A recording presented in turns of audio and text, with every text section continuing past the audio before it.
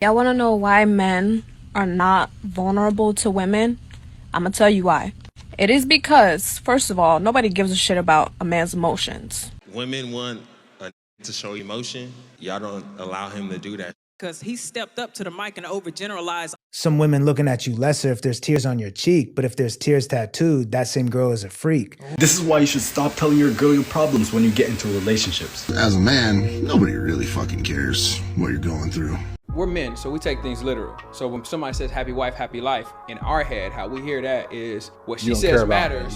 And just move your feelings to the side. I think women, we get so frustrated. We're like, they don't feel anything. Like, how do you not give a fuck? Like, we're fighting. Like, we're trying to get a rise out of them.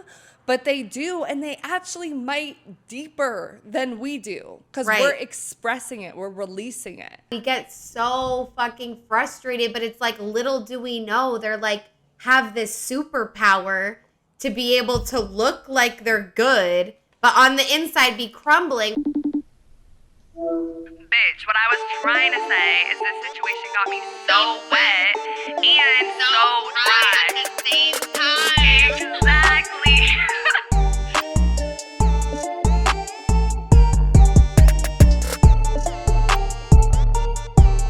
What's up, bitches? Welcome back to another episode of So Wet, So Dry. I'm one of your hosts, Fiji, like the island, like the water. I'm not a men's apologist, but if we're going to continue to date them and fuck them, then we need to address their feelings. And I work in social media and marketing. And I am your other host, Autumn. Like the season, I feel like 99% of my female friendships were made by me trying to flirt with them first, and I work in entertainment. If you guys are tuning in for the very first time, what we do on So Wet, So Dry is we explore duality through deep diving topics about sex, relationships, personal identity, all where internet trends and reality collide. We do post polls for every single episode that we do and give an opportunity to submit a story or a question or something. We do it on our Instagram at So Wet So Dry. The O's are zeros. So if you want to be a part of that, you've got to follow us over there. And we would love to have you join our community of confused pussies. Yes, and today we are talking about the fact that men do in fact have feelings, but do we as women really give a fuck? We're going to get into all that, but before we do, we're going to start the episode as we always do, talking about what we're so wet and so dry about in this very moment. So I will go first. I'm so wet, honestly, about the Emerson students and all the students across college campuses that are fighting for Palestinian rights and against funding all of the destruction that's happening in Gaza. Both Autumn and I went to Emerson, and like it was so crazy to see all of that on the news. Like honestly, I'm mostly dry about everything that's happening. Right. But I'm really wet to see like just like the like fire like among these students like of not giving up, because like it is traumatic like what a lot of them went through. Like they're putting their education on the line. A lot of them like maybe might get like suspended, like all of those things. But I just want to say, like, we stand in solidarity with them, and, like, we see you, and we see you fighting, so. Yeah. I know, it's really surreal to see the protests, like, right in that alleyway where we used to always be. Like, it was crazy, and it's like, we definitely would have, been out there with them if we were there. And I know, it's really intense, but definitely wet about the good part of it, that people are using their voice and trying. They're getting good press. Like, they're actually, like, getting press on the topic. I mean, the narrative isn't always, like, correct about what's actually going on. Right. But at the end of the day, like, I feel like college kids do have a really big voice in this country, so, like, it's good that they're doing that. Yeah, totally. I am so wet about this book, guys. I just finished reading it a little while ago. It's called Reincarnation and Karma by John Van Aken. And he also did another book called Karma to Grace, which I want to read too. But it's basically about the afterlife. If you guys are watching video, here's the book. And it's about the afterlife and like what I believe. Like it's a lot about like soul traveling after you die, and like kind of like when after you die you like reassess your life with your spirit guides, and it's like there's certain things that we're all working on as people. Like there's all like a reason that we were here in this specific century, like in this specific timeline. And it's a lot about soul family. Like if there are people that you specifically were like, I want this person to be my sister in this life and this person to be my teacher. Us. Or like us, bitch, like friends. Exactly. So I super wet about it. It's a great book. It's a really easy read. Like it's nothing crazy. But it really spoke to me. So you guys should check it out if you're interested. Yes, they'll plug it in the description. I'm so dry. Okay, if you guys have been like loyally listening, you know that I was obsessed with Baby Reindeer, and there's been developments. Like we kind of talked about in the Are We Dating the Same Guy Facebook group, like doxing and everything like that. And Richard Gadd asked specifically that we don't try to find Martha, who was like the character, the stalker in the show. Right. And of course, they found her. Her real name's Fiona. That's all I know. And she went on Piers Morgan. Which, first of all, Piers Morgan is his own problematic-ass situation, but now, like, she might be, like, suing him for defamation, allegedly. And I say that I'm not going to link any of that interview. Like, I refuse to watch it. Like, I've seen it pop up on my TikTok, so that's how I know about it. But it's just, like, why are we platforming, like, abusers? And it's just, like, so crazy to me for, like, Piers Morgan to, like, platform her. And it's, like, sad. Like, it's violence against men, like, sexual violence against men, and abuse against men. Like, if it was reversed, I don't think we'd be platforming. I mean, we have, like, Harvey Weinstein and shit like that. But still, it's just, like, can we respect, like, people should be able to make art about their trauma and, like, be able to change the details, I think, without like the other person suing them for defamation and like giving them a platform and like I don't know. It makes me sick, the entire thing. So yeah, and it sucks that he like put his whole life out there and like gave everyone this like amazing piece of art that was like so traumatic for him and healing and probably a lot of other stuff.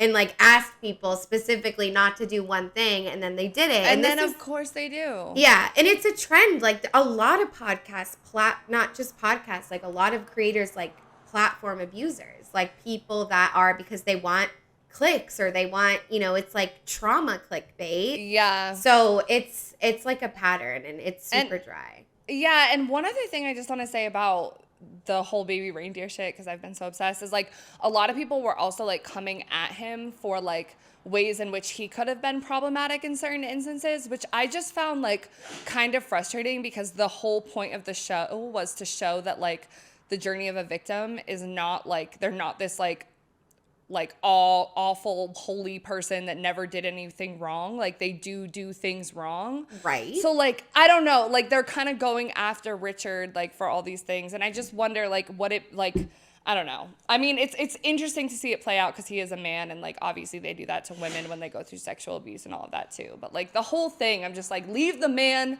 alone, please. Right. But it's abuse. It's abuse. Like, you know, like abuse is what I meant to say. And it's like, that's obviously something that like, you know, you take on a little bit more because you've been through it. So it's like, I get it, dude. It's rough. And the whole thing that he's a man, it's like, that's kind of what this episode is like a little bit about. Yeah. So, I would say I'm just so dry, like, because, I'm wet about, I'm going to San Diego with my friend like next month for like 2 nights or whatever. But I'm dry because, like, of course, I texted my ex that now lives in San Diego.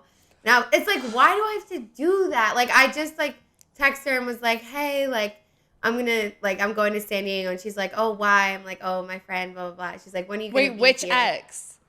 The basketball football player. Oh, I thought you meant the guy. I was like, oh, whoa. No. Okay, that's okay. I'm like, that's fine. No, yeah, the one from a long time ago. But, you know, I'm always just trying to, like, fucking rock the boat, bitch. But she was like, when are you going to be here? And then I just got busy with work. So I think, like, when I get there, like, maybe I'll just, like, send a cute selfie and be like, hey. I'm screaming. Like, I mean, whatever. Just fucking run it back. You know, you never fucking know. Yeah. But all right, guys. So as I said before, we're talking about the fact that men do, in fact, have feelings. But a lot of us women are kind of fed up with those feelings. We don't always hold space for men to express these feelings. And I think when we talk about that, we also get really defensive about it. But there's a lot trending like on TikTok, in the media, and songs and stuff that's like men should be building houses, like men, you know, not men shouldn't cry, but like toughen up, like all of that kind of stuff. So I think it's time that we really address this, because the men are in a bit of a crisis. So before we get into everything, I just want to play these 2 TikToks back to back. Y'all want to know why men are not vulnerable to women? I'm going to tell you why. It is because, first of all, nobody gives a shit about a man's emotions. That's first of all. A lot of women don't give a fuck about a man's emotions.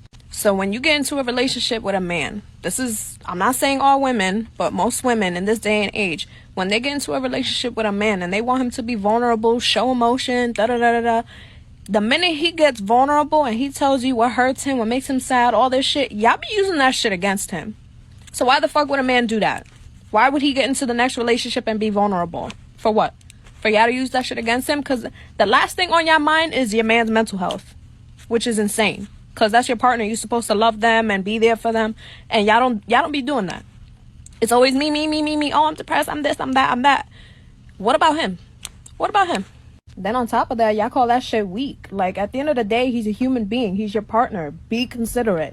Some women looking at you lesser if there's tears on your cheek, but if there's tears tattooed, that same girl is a freak. Ooh. So they're attracted to the pain unless they hear the pain speak. So it's like, it's really interesting because when you talk to women, thank you. But it's like when you talk to women and you like kind of see where their head's at, you see that they kind of like, a lot of women want this sort of rough and rugged guy who's like, he's tough and all these things, but like you don't want him to talk about it because now he's soft. But it's like, so you want him to have some pain because that's what makes him the rough and rugged, but you just don't want to hear about it. And so where does he go then? And so you just want him to be quiet, but then you're wondering why he can't open up to you. Oh, well, he just doesn't open up to me. Which one is it? This isn't Build-A-Bear. First of all, I think a lot of us really need to like hear this. And I think it really, like, we've dehumanized men, like, as a society. We've been mad that men have dehumanized women and all that's gone down.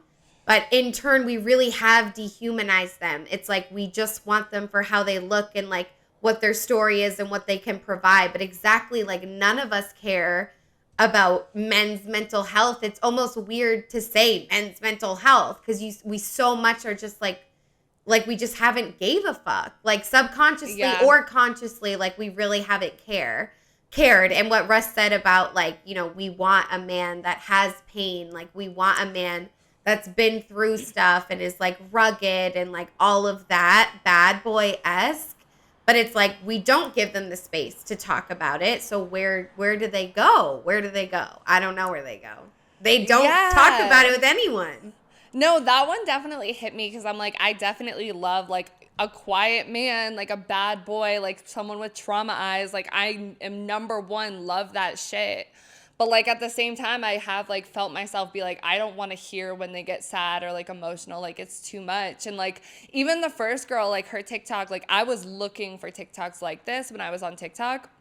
But I think if it had shown up in my feed without me thinking of this topic, I would have been like put off by it. I would have been like, oh, she's like a pick me, like, yeah, men's feelings, like whatever. Like all of us kind of have this like this little scar on our heart where we're like, oh, but like, like, because we put men before us sometimes, or we think that we do. Yeah. Because that's what we're going to get into in this episode. Like, I think women's perception of things is a little bit different than our actual actions all the time. Yes. Because I don't think we understand men as well as we think we do. Yeah. And I don't think we're able to like that ingrained like patriarchy like also affects the way we see men rather than just patriarchy affecting how they make our lives miserable. It's like it does also affect that, which is like interesting. And I feel like I definitely wasn't hip to that like a year ago. Yeah, exactly. So we kind of got the idea for this episode coming off of our male loneliness episode and also like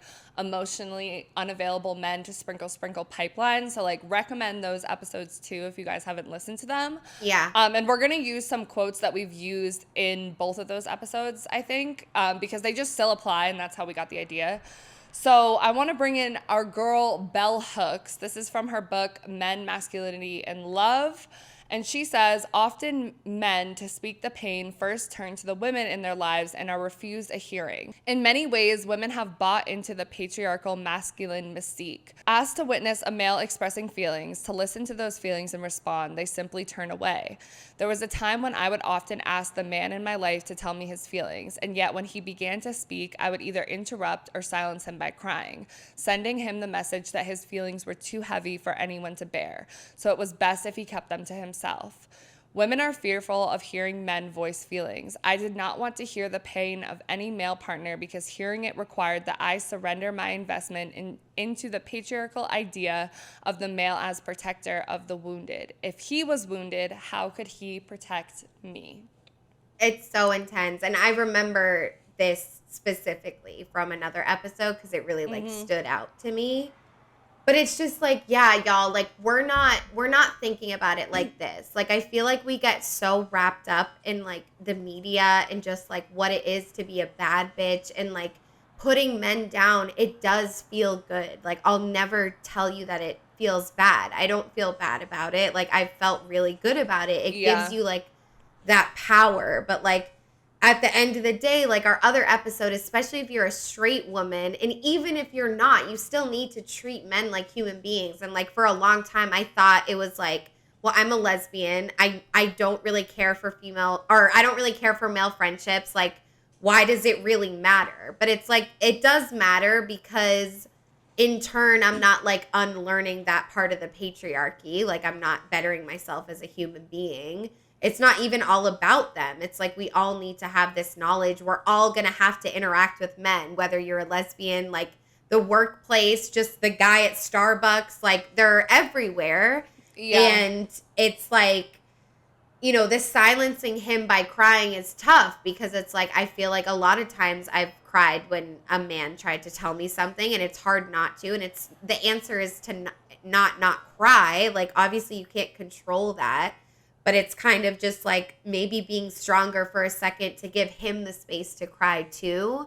Because maybe it's like in lesbian relationships, like we both cry. It's fine. But I think men kind of feel like sometimes if a woman's crying, like they definitely can't cry then. Yeah. So it's tough. Yeah.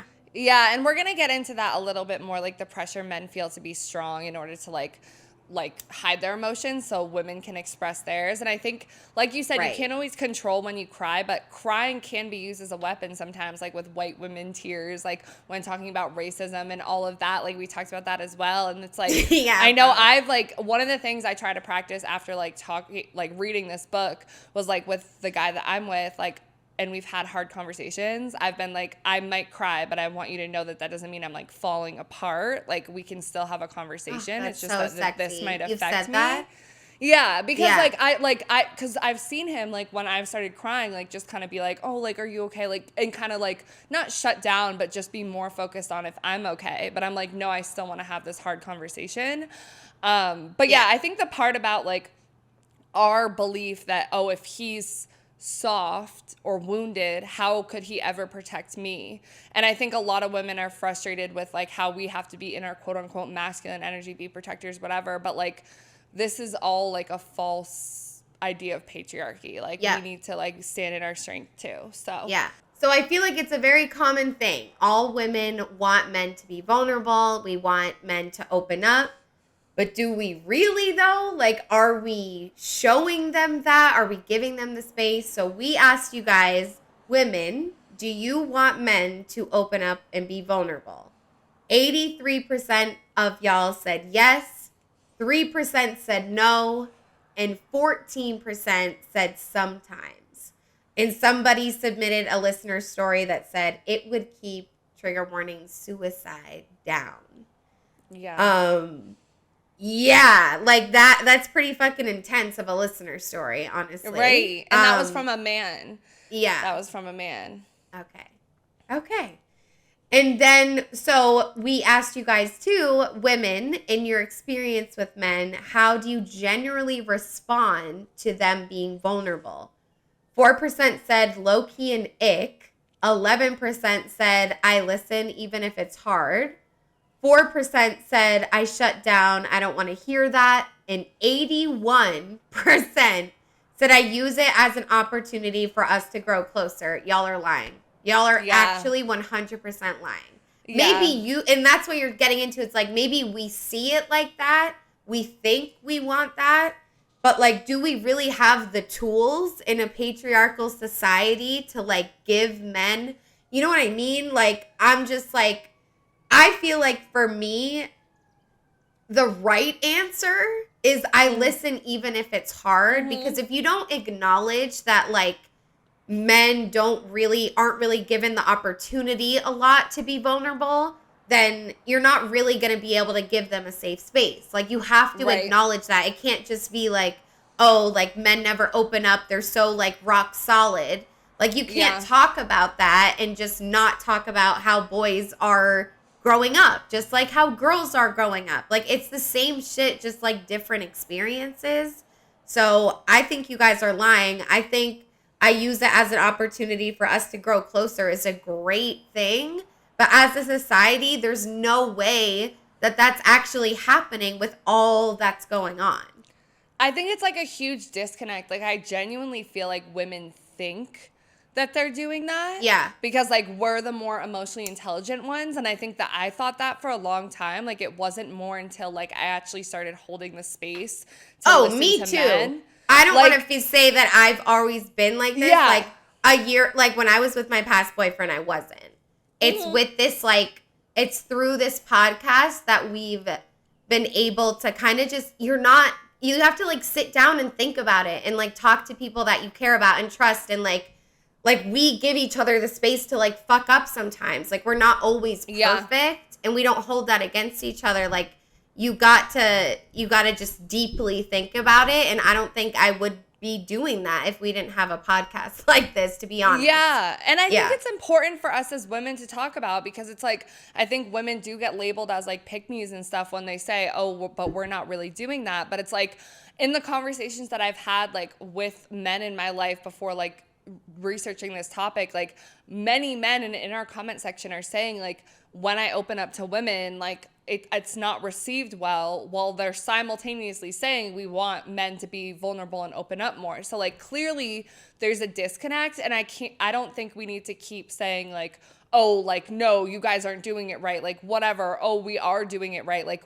I think we need to do some self-reflection. So I want to play this TikTok because it gets into it a little bit more. So Women want a to show emotion. Y'all don't allow him to do that. Because he stepped up to the mic and overgeneralized all the women in the audience and said, why don't y'all allow a man to be emotional? No, there's a lot of women who are actually emotionally attuned. I'm an emotionally intelligent woman, so I would give and lay out a platform for a man to be able to spill all of his problems, voice his concerns, and everything else. There are a lot of women in this audience who are— Don't use it as ammo, though. Hold on, wait a minute, baby. I got the mic. Let me speak, because I let you speak. When it comes to women, there's a lot of women in this audience who are emotionally aware, who do provide the safety. And y'all, and too many of you men say that we're just absent when it comes to logic. No, logic is actually in the conversation when we ask ourselves, well, why does he feel this way? Why did he do this? No, it's actually present. Sometimes it's that you're not voicing it in a way that we can receive it. Because sometimes people say, I feel, and after I feel is an attack. So we can't hear what it is that you're actually expressing,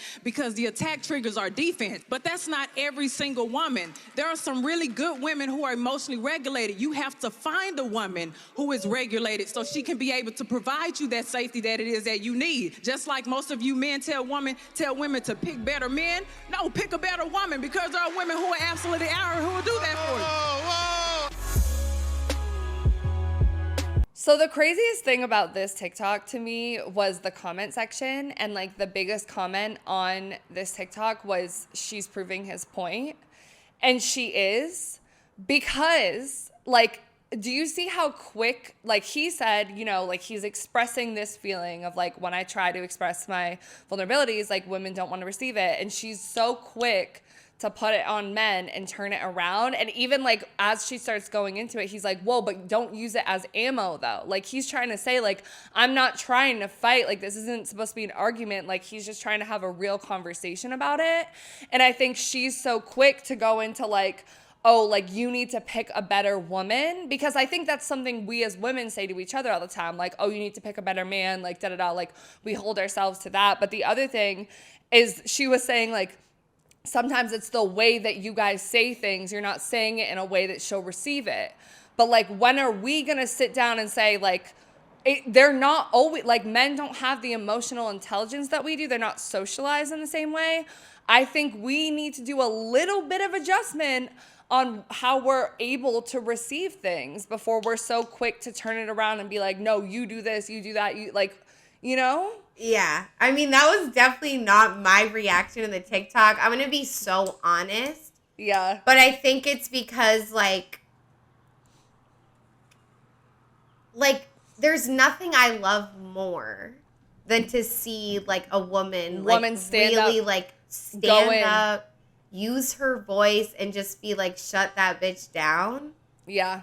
So, like, I'm blinded by that. I'm starstruck. Like, I'm like, oh my God. No, like, she looks so hot. I felt that too. I think if I wasn't watching it with this episode in mind, I would have felt differently. But reading the comments, I was like, there were multiple that was like, she's literally proving his point. Yeah. Because this was like an open discussion about like male and female relationships. Because I don't really agree with the part where it's like, you need to find a better woman. Because I think this like rhetoric of like a better man, better woman, like it's not that. Like it's the societal fucking problem. Right. You know? And it's like, but at the same time, like to be honest, like to clap back, like I do feel like, yes, men don't know how to like give us criticism or like say something hard in a nice way. Like they do kind of attack it more, and I struggle with the idea of like, oh, well, you know, we just, you know, it's because that's how they're socialized. Like we just need to toughen up then. I'm like, I struggle with that. And I'm like, no, they need to be nicer. Like, we don't know how to interpret it because we're used to them addressing things with us in kind of like a hard, sterner way or whatever.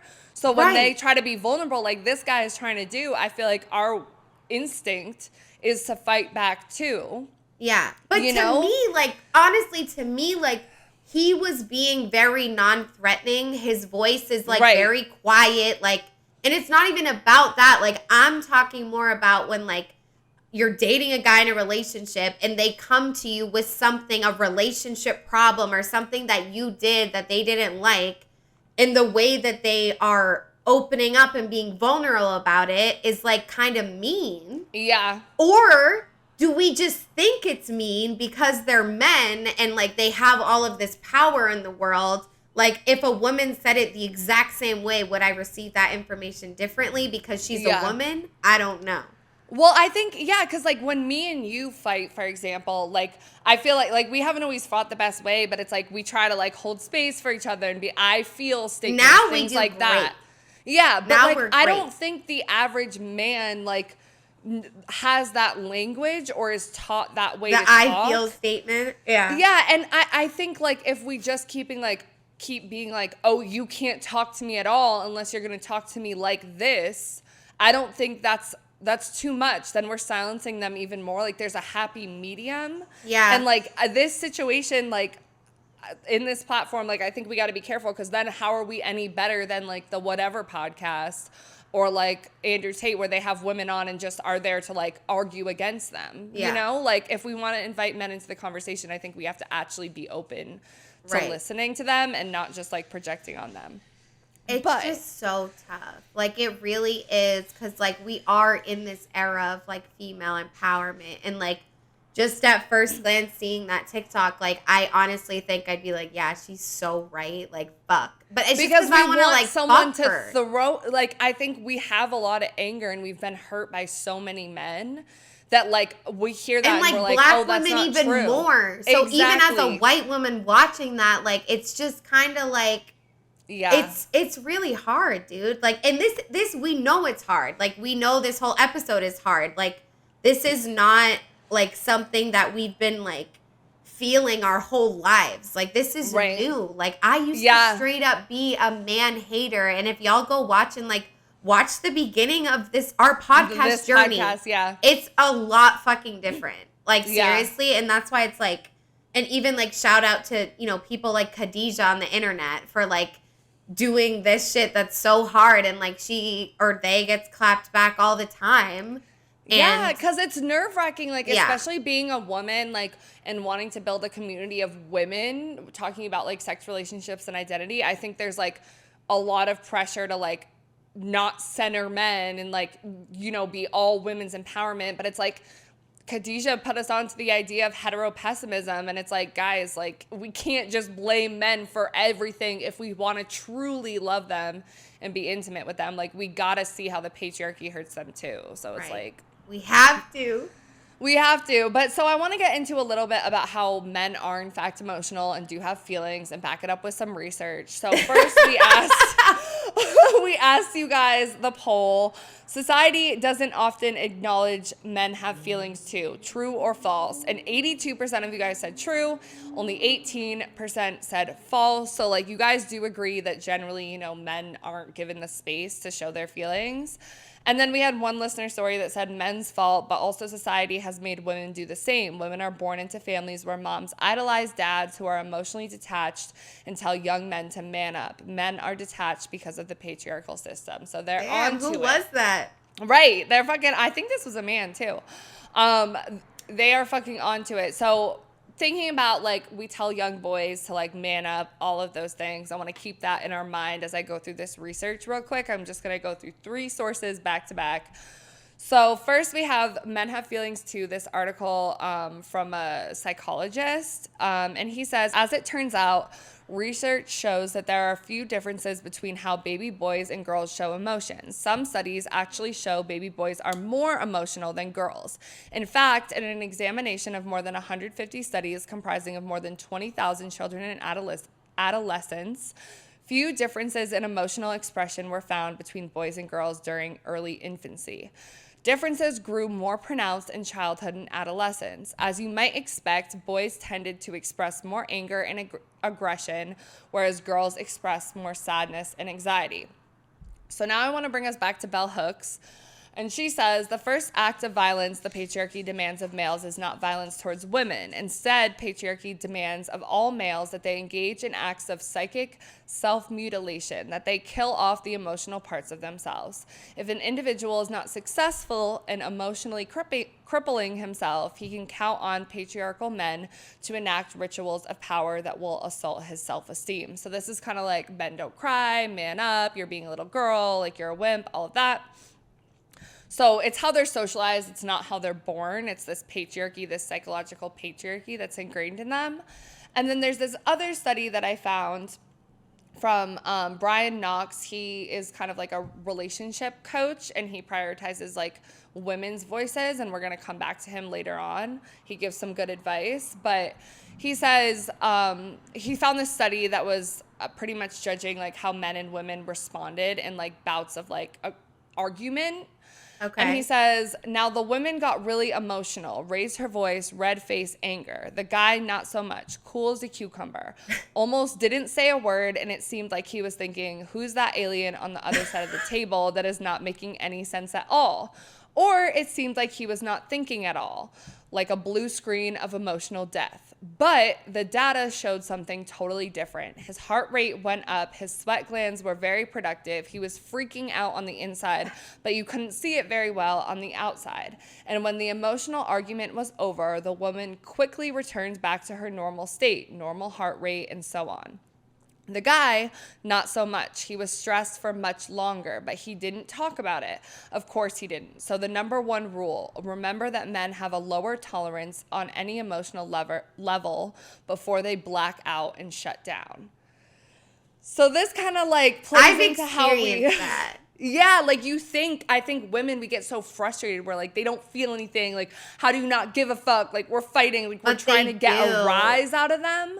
But they do, and they actually might deeper than we do because we're expressing it, we're releasing it. It's exactly that. We get so fucking frustrated, but it's like, little do we know, they're like, have this superpower to be able to look like they're good, but on the inside be crumbling. Whereas women, it's always like, you know, if if I don't say anything, my face is going to show it all. Like, I feel like not everyone, but a lot of women, it's like we kind of just like, I can't hold it in personally. Yeah. So I'm like, we don't get how they're like that.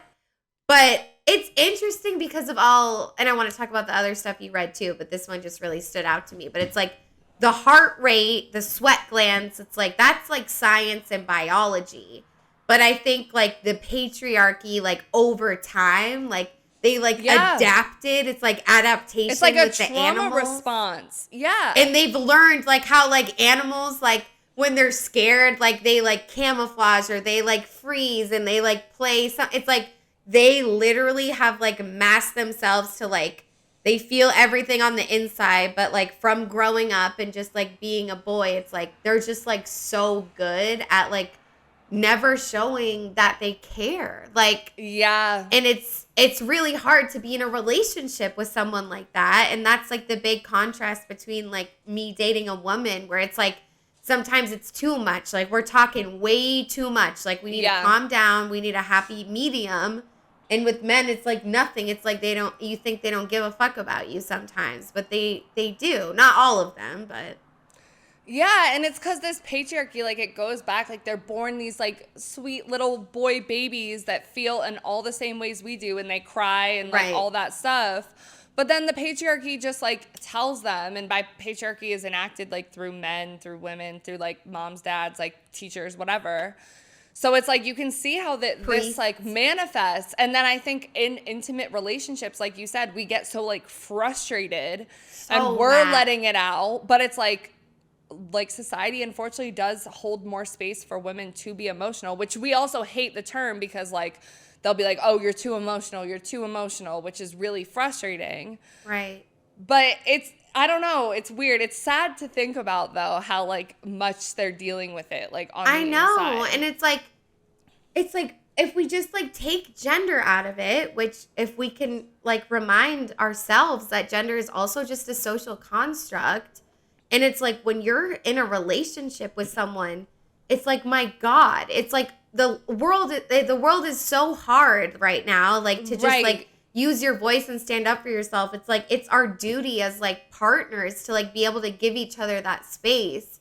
And it's like, maybe that's why all these relationships are failing. Maybe that's why men like ghost. Like, I don't know, like maybe it plays a part into it because it's like, they are just like so detached, and it's not like every woman in the world needs to put on their construction hat and go fix it. But it's like us just being like mindful and like doing the small things in our own interpersonal relationships with romantic partners and friends and fucking whoever. Like that's like where change can really be born, you know? Like at the end of the day, it's like it or not, like men are here, like they're not going anywhere. They're not complete, like, scum under the pavement. Like, they're not. Like, they're human beings, guys. Like,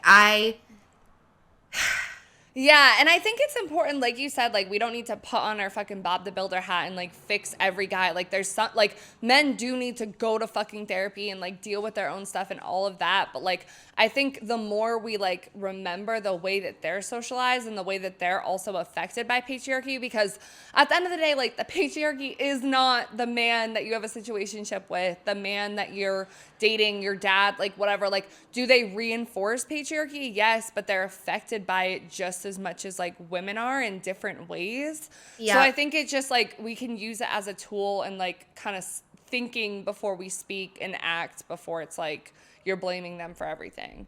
Right. But yeah, I kind of want to get into now, like, the idea that men feel like they need to be strong to protect us and themselves. And, like, in some conversations that I had with men about this topic before, like, researching it and stuff, a lot of men said that they feel like something might bother them, but they just want to, like, you know, not think about it or whatever because they still need to get things done and they still need to show up as, like, a man for their mom, their sister, their girlfriend, their like job, the guys, like whatever. They still need to function. But meanwhile, you know, all this stuff is going on underneath. So we asked you guys, the men that follow us, in your intimate relationships, do you feel pressure to hide your feelings in order to be strong? And 62% said yes, and 38% said no. Yikes. I know. I mean, I can definitely say, like, because you can argue as women, right? It's like we kind of like we feel some pressure because we're always seen as like stereotypical criers and emotional people. But for them, it's like it's not even comparable. Like it's so much worse. Like, you know, and it's sad. And I don't think, you know, it's not all the woman's fault too. Like maybe this man really is with like, you know, a woman that's like done a lot of work on herself and like knows that, you know, the patriarchy affects men just as much as it does her. But it's like, you know, it could just be growing up in his environment. Like there's some mothers that really just put it hard in their sons, like no crying, like don't be a fucking pussy ass bitch. And it's really like, oh my God. Like that's what I've always said. Like I do not want to be a man. I don't at all. Like not that they have it so bad, but like it's kind of rough. I honestly. It is. And I think it's interesting that you said like, I forget what exactly you said that made me think of this, but like how women have to feel sometimes like we don't want to show our emotions to be strong. And like, I feel like we're in this time period where women have got like more power in like our careers and education and finances, like all of those things. And we kind of like adopt these like ideas of what we think power looks like. And it comes from men. Yeah. Which is like not showing your emotions and all of those things. So like in us trying to be more powerful, we're following what we see as powerful, which is men. So we're trying to be, you know, but at the same time, we're like, oh, men should be vulnerable, like all those things. So like we almost have to reimagine this society that's like beyond anything we've seen before, which is hard. It's almost like bad bitches are like not cold, but like they're like they have such a wall up. Like you can't touch them, you can't hurt their feelings. Yeah. And like even as like a past like stripper, like I used to be like I have to be so strong, like I can't let these like experiences with men bring me down. Like I have to just feel so above it. But it really is. It's like we're still centering men and doing that by wanting to take on the qualities that like make them quote unquote powerful in our society, which is just like a horrible cycle. Like it's not good. Yeah. And I think we just started experiencing this more like in the past like 20 years or whatever. And now there's kind of been this like transition into us like wanting more like femininity, like I'm just a girl, like soft girl life, like whatever. Like we want a man to come in and relieve us of this pressure to be quote unquote masculine. But like I think what we're not realizing in all of that is that's like dehumanizing the man too, because it's like he's had to feel like that his whole life. You know, most men have to. And then like the pressure that men feel to protect women, which I kind of want to get into a little bit. So like this article that I found from Psychology Today titled Why Men Get Uncomfortable When Women Get Emotional says men work hard to manage women's emotional experience in the service of protecting themselves from discomfort or even danger of their feelings. When a man's partner is upset, that becomes the single preoccupation in his life, as if nothing can happen until the situation is resolved. If mama ain't happy, nobody's happy. This is not a process that men are conscious of. They are just aware of getting increasingly uncomfortable and feeling an urgent need to do whatever they have to do to get it to stop. And it's like happy wife, happy life. Yes. And I have a TikTok that says that. So let's play that real quick and then we'll talk about both. Okay. We're men, so we take things literal. So when somebody says happy wife, happy life, in our head, how we hear that is what she says matters, and just move your feelings to the side to accommodate for her. So it was things that were happening during the pregnancy to where, like, for example, I felt like she had an attitude towards something and I just ate it. And she could see that something was bothering me. So she's like, yo, like, what's wrong? And I'm just like, you know what? My feelings don't really matter here right now. She was like, that's not true. They do matter. That was the sentence that I needed to hear to understand that, oh, we're in this together. So I think as men, when we hear happy life, happy wife, it's like, yo, just put your feelings to the side. And I'm here to tell men, when your woman is pregnant, you guys are in a journey together. Your feelings do matter. That's really fucking sweet that she said that to him. Because I can picture myself just being like, no, the fuck they don't. You're right. Go away. Because also, like, pregnancy, like, I'm sorry, but she's on hormones. She's allowed to have an attitude sometimes. Right. But just overall, it's like your feelings do matter. And I feel like for him to hear that in that moment, it sounds like something so simple, but it's like actually revolutionary, you know? Yeah. Because it's like she's not only a woman but a pregnant woman. So even more so, you would think like, oh, like he just needs to shut the fuck up and go get the ice cream and the whatever she wants. But yeah, I know. I think I've never thought about the happy wife, happy life like that. Yeah. But it really is like, yeah, like just shut the fuck up and like do it. Because if she's mad, then it's going to be a horrible day. Yeah. But I think it's like the way that we like look at it. And it's kind of like when you think about men, it's kind of cute and adorable that they like prioritize women's feelings, even if a lot of it is selfish in the sense of like they get so worked up internally that like they want you to be good so that like they're not feeling how they feel inside. Like they're prioritizing your emotions, but I don't think they always have like the tools to actually fix it, because I think most women feel so alone in relationships because they feel like they're doing all the emotional labor. Meanwhile, the man feels like he's protecting her by not putting the burden of his emotions on her, when like in this situation, it's like we should be doing this together. Like this is our baby, our life, like. Right. And it's like there's no way like he can be successful in like taking part in the emotional labor if he doesn't feel like it's a safe space for him to be vulnerable. It's like, you can't have both. Like a lot of women, it's like you just want your man to be vulnerable sometimes. It's like, that's not going to work, you know? And like, it's so much easier for me to say that like as a queer person, because like I don't know, like you do have a different perspective. Like if you've been with like in love with like multiple genders and like able to see that. And like, I definitely saw myself like maybe being a little bit of an ick if like a man cries, just in general. But like thinking about like my ex-boyfriend, like I don't know, maybe in the moment I was like fuck him, but now it's like I would kill to see him cry, you know what I mean? But I think like for straight women it's a lot harder. Like it really is to like be able to kind of just get past this like shit of like wanting men, because men are the protectors because of the patriarchy, but it's like you still want your man to protect you, right? Right. And I think that's like what's hard is like we want, like we're afraid, like Bell Hooks said, of them showing vulnerability, because then we're like, well, then who's going to protect us? But like if we really want to be equal, I feel like we need to like believe in our ability to protect them as well. And how can someone even be a really good fucking protector when they bottle their fucking emotions? Like one day that man is gonna like tweak the fuck out.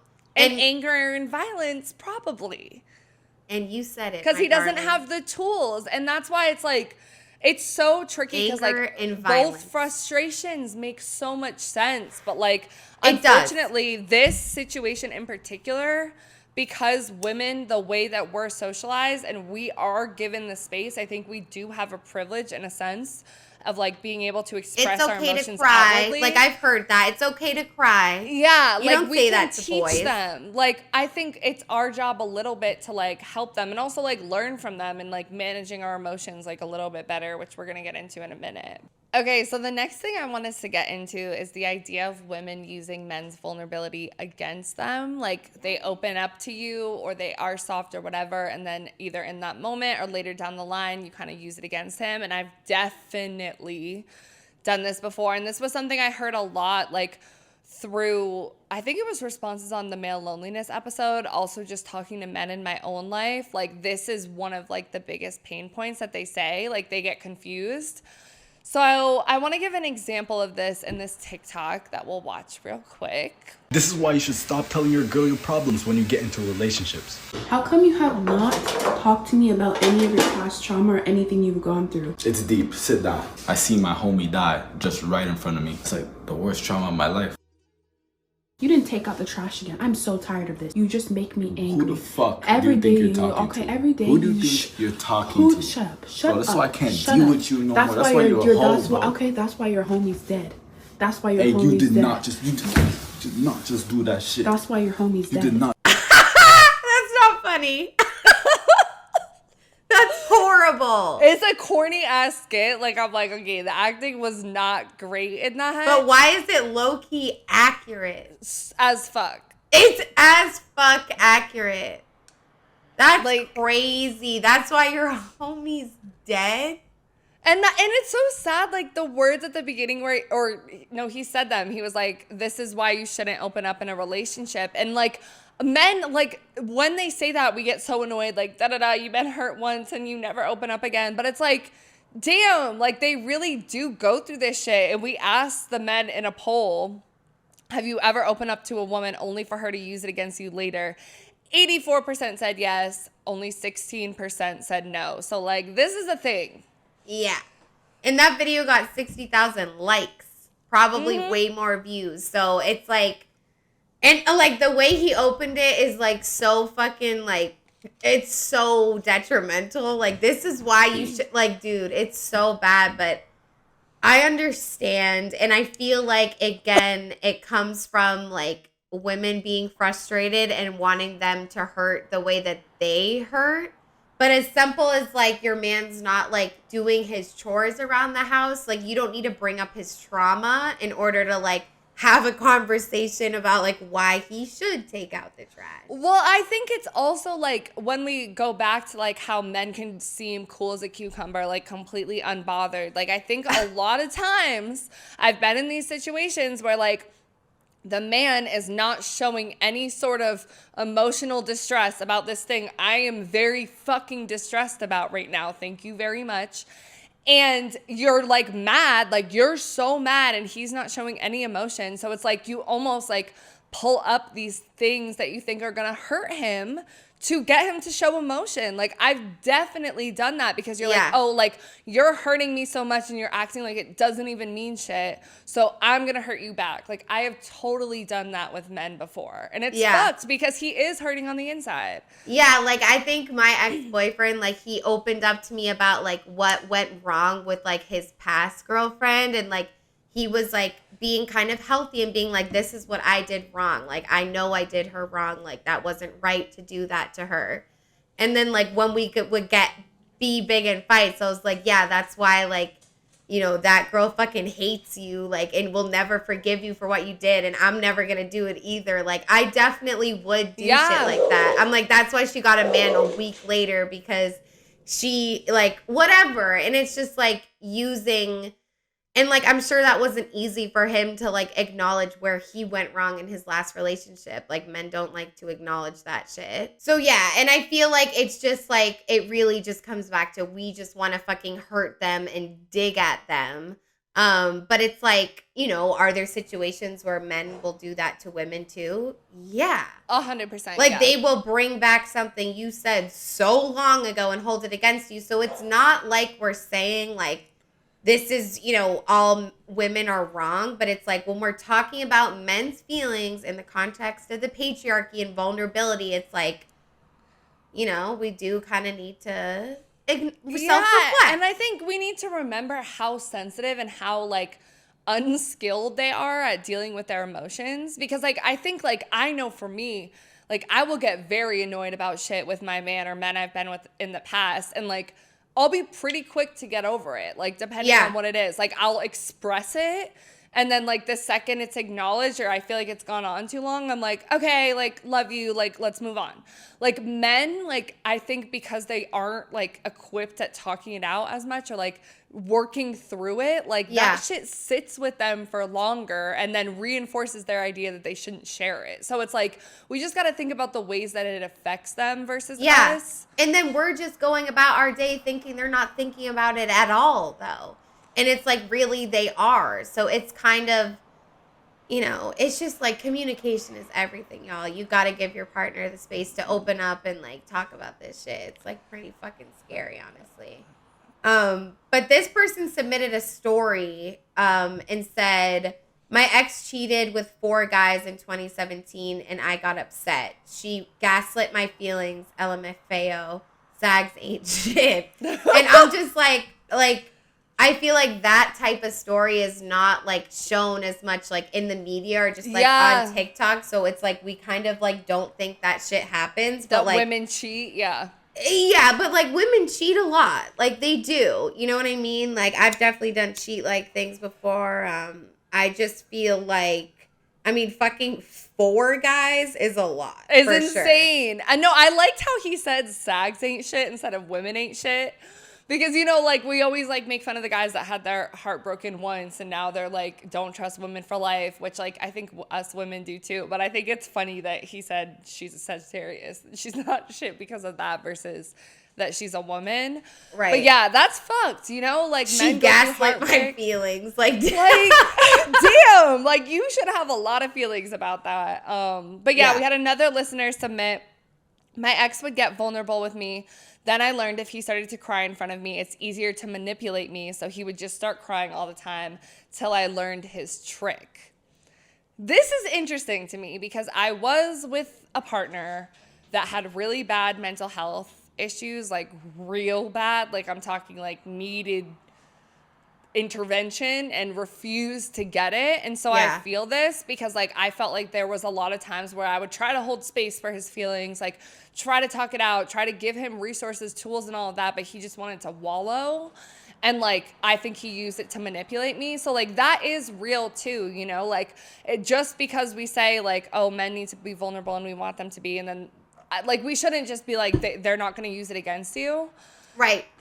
Because it's like, you guys, like, it's like we have to remember, and whoever's listening has to remember, it's like, everything, when we talk about patriarchy, when we talk about gender constructs, it is all very generalized because obviously every single person has a different experience. Every relationship has different dynamics. Like, you know, if someone's a predator, an abuser, it's like, yeah, we're not going to give them space to, well, whatever. It's like they need rehabilitation, like whatever.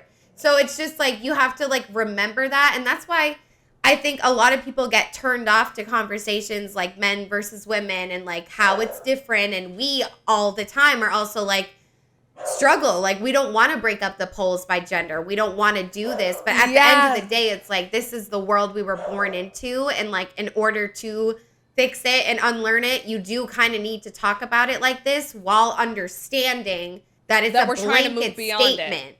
Like not all, some men maybe grew up with, you know, 2 dads that never told them to man up. Like they lived in Alaska, not around a lot of other people. Like that is a different experience, like, you know, but it's like, we're talking just about, you know, the United States because of the patriarchy. This is the norm of what goes down.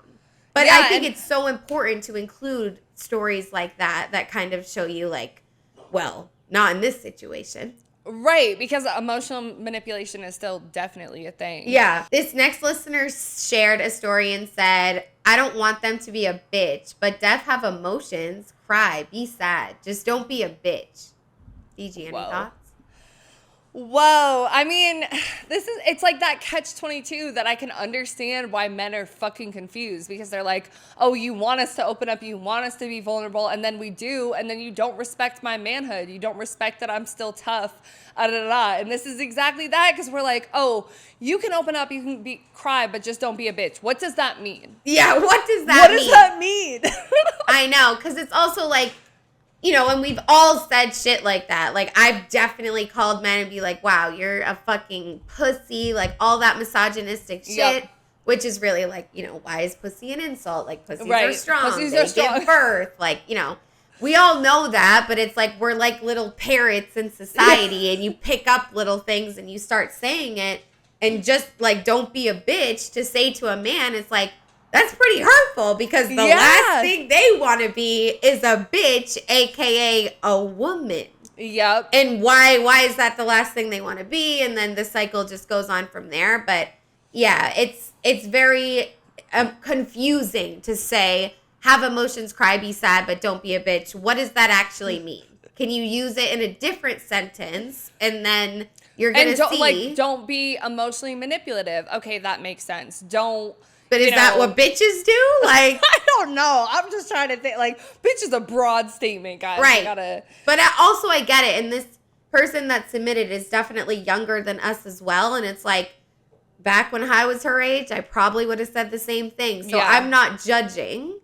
But it's like, this is, you know, a very common experience that we do kind of need to get away from.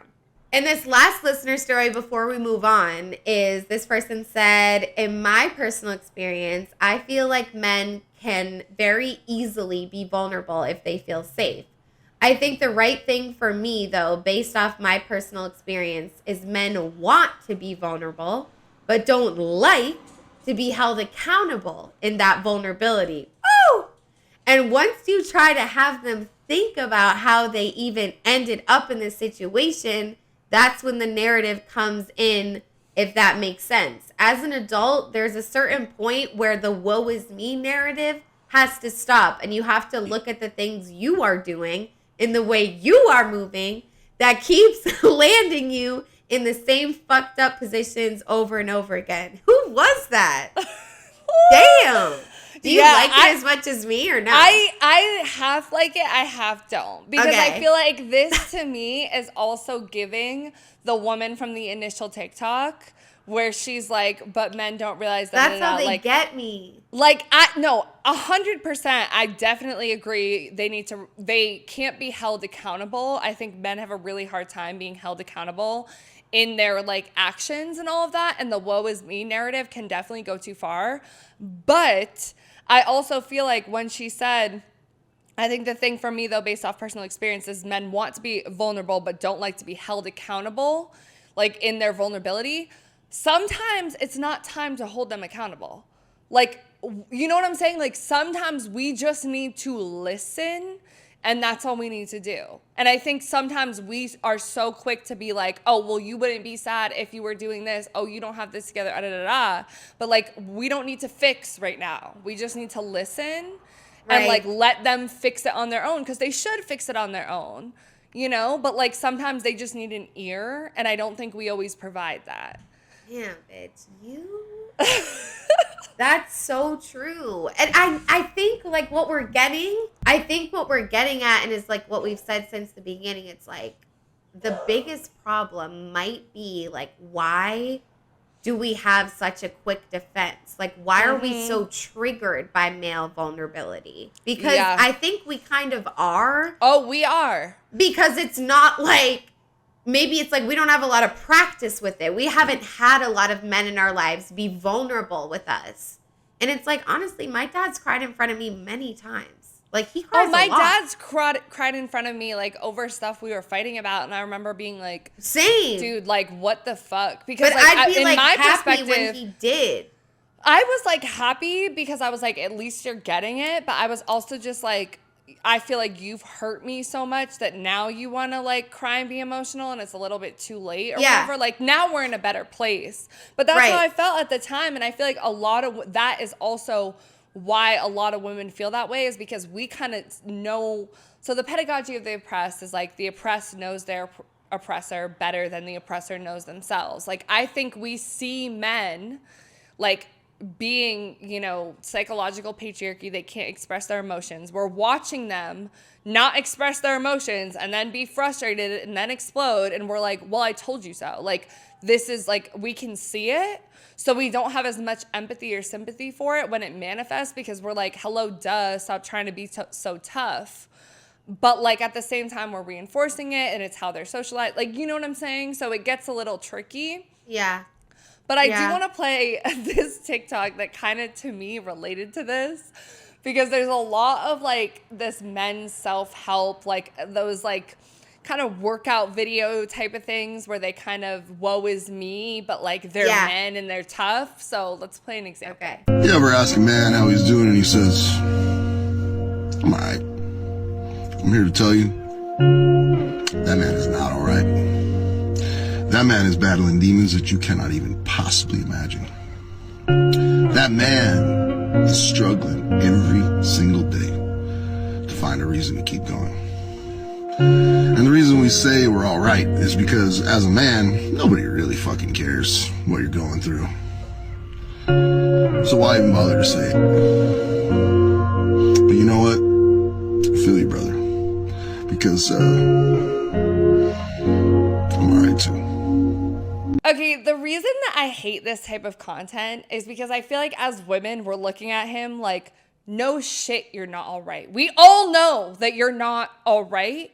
And you think that it's this cult of brotherhood where you guys see each other and you're like, we're going through the struggle, man. But like, we as women see you're not okay. So why are you using these bullshit coping mechanisms? You know what I'm saying? Like, was he being for real in that? Yes, this type of content, when I worked for a gym before, guys, that was like an MMA boxing gym. And it was very like masculinity, the struggle, like working out, which we're going to get into a little bit later, like the types of activities men bond over. But like, this is like my like old boss loved this type of content because it's like, it's this inner pain that like men, like brotherhood, they like relate over and they're like, and no one understands.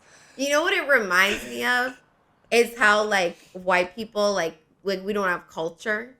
So we try to like appropriate other people's and like make shit up. Like Sweet Caroline, the song is like all our culture. And so maybe like men, like especially white men, like they try like because they just don't know what to do. Like in that they just don't know what to do. And it's this you can't like people are always like, well, why'd you bring race into the conversation? I'll tell you the fuck why. Because they're all like these all systems and these power dynamics. Like when I do think of white people and white supremacy, I do think of like white men in the patriarchy. Because it's the same sort of thing where it's like, you don't like white supremacy affects white people and makes them fucking assholes, like feeds that shit and makes them ignorant and like whatever. And it's like, you know, you think the patriarchy doesn't affect men that way, but it's the same shit. Like it makes them ignorant and even more. It's like, you know, socially how they're raised, but it's just, it's and crazy, that's the thing with this type of content. It is very predominantly like white men. Like there is like a sector that's like very like black men self-help, like this type of content too. But like it's almost like they're being oppressed by this patriarchy in a sense because they're not like, no one gives a fuck if I'm not all right. We can't say it, brotherhood, whatever the fuck. But not realizing that this like manly patriarchy like shit that they're holding themselves to is what's oppressing them. Like, I know. Like they put it on women as like women don't understand. No one wants to hear that we're not okay, like whatever. And I think that's why women kind of look at men sometimes like, bro, like it's not that bad. Like you don't got to go lift 100 pounds and like sweat and cry inside before you just like tell me you had a bad day. Like, right. You know, it's not that deep, but I think it's just this weird, I don't know. This the way that he was like, I feel you, brother. That's why I say brother sometimes like that. It's like making fun of that. Like the way he said it, like that was exactly how I've said it in the It's like, I feel bad for these types of guys, but it's also just like, it's hard not to make fun of them. And the music in the background, like it's a cancer story. I'm like, really, dude? Really? Because men love to fight for something. Like they love to like be like Roman Empire vibes, which we're going to get into like a little bit later. But like, it's just like, dude, like you literally just had a bad day at work. Like it's too much. I don't know. Okay, so next I want to get into how women can and are kind of reinforcing this idea of patriarchy. And then we're going to talk about it, like the ways in which women do and if we are, etc. But first we're going to read a quote from Bell Hooks. Yes. So Bell Hooks said, being vulnerable is an emotional state many men seek to avoid. Some men spend a lifetime in a state of avoidance and therefore never experience intimacy.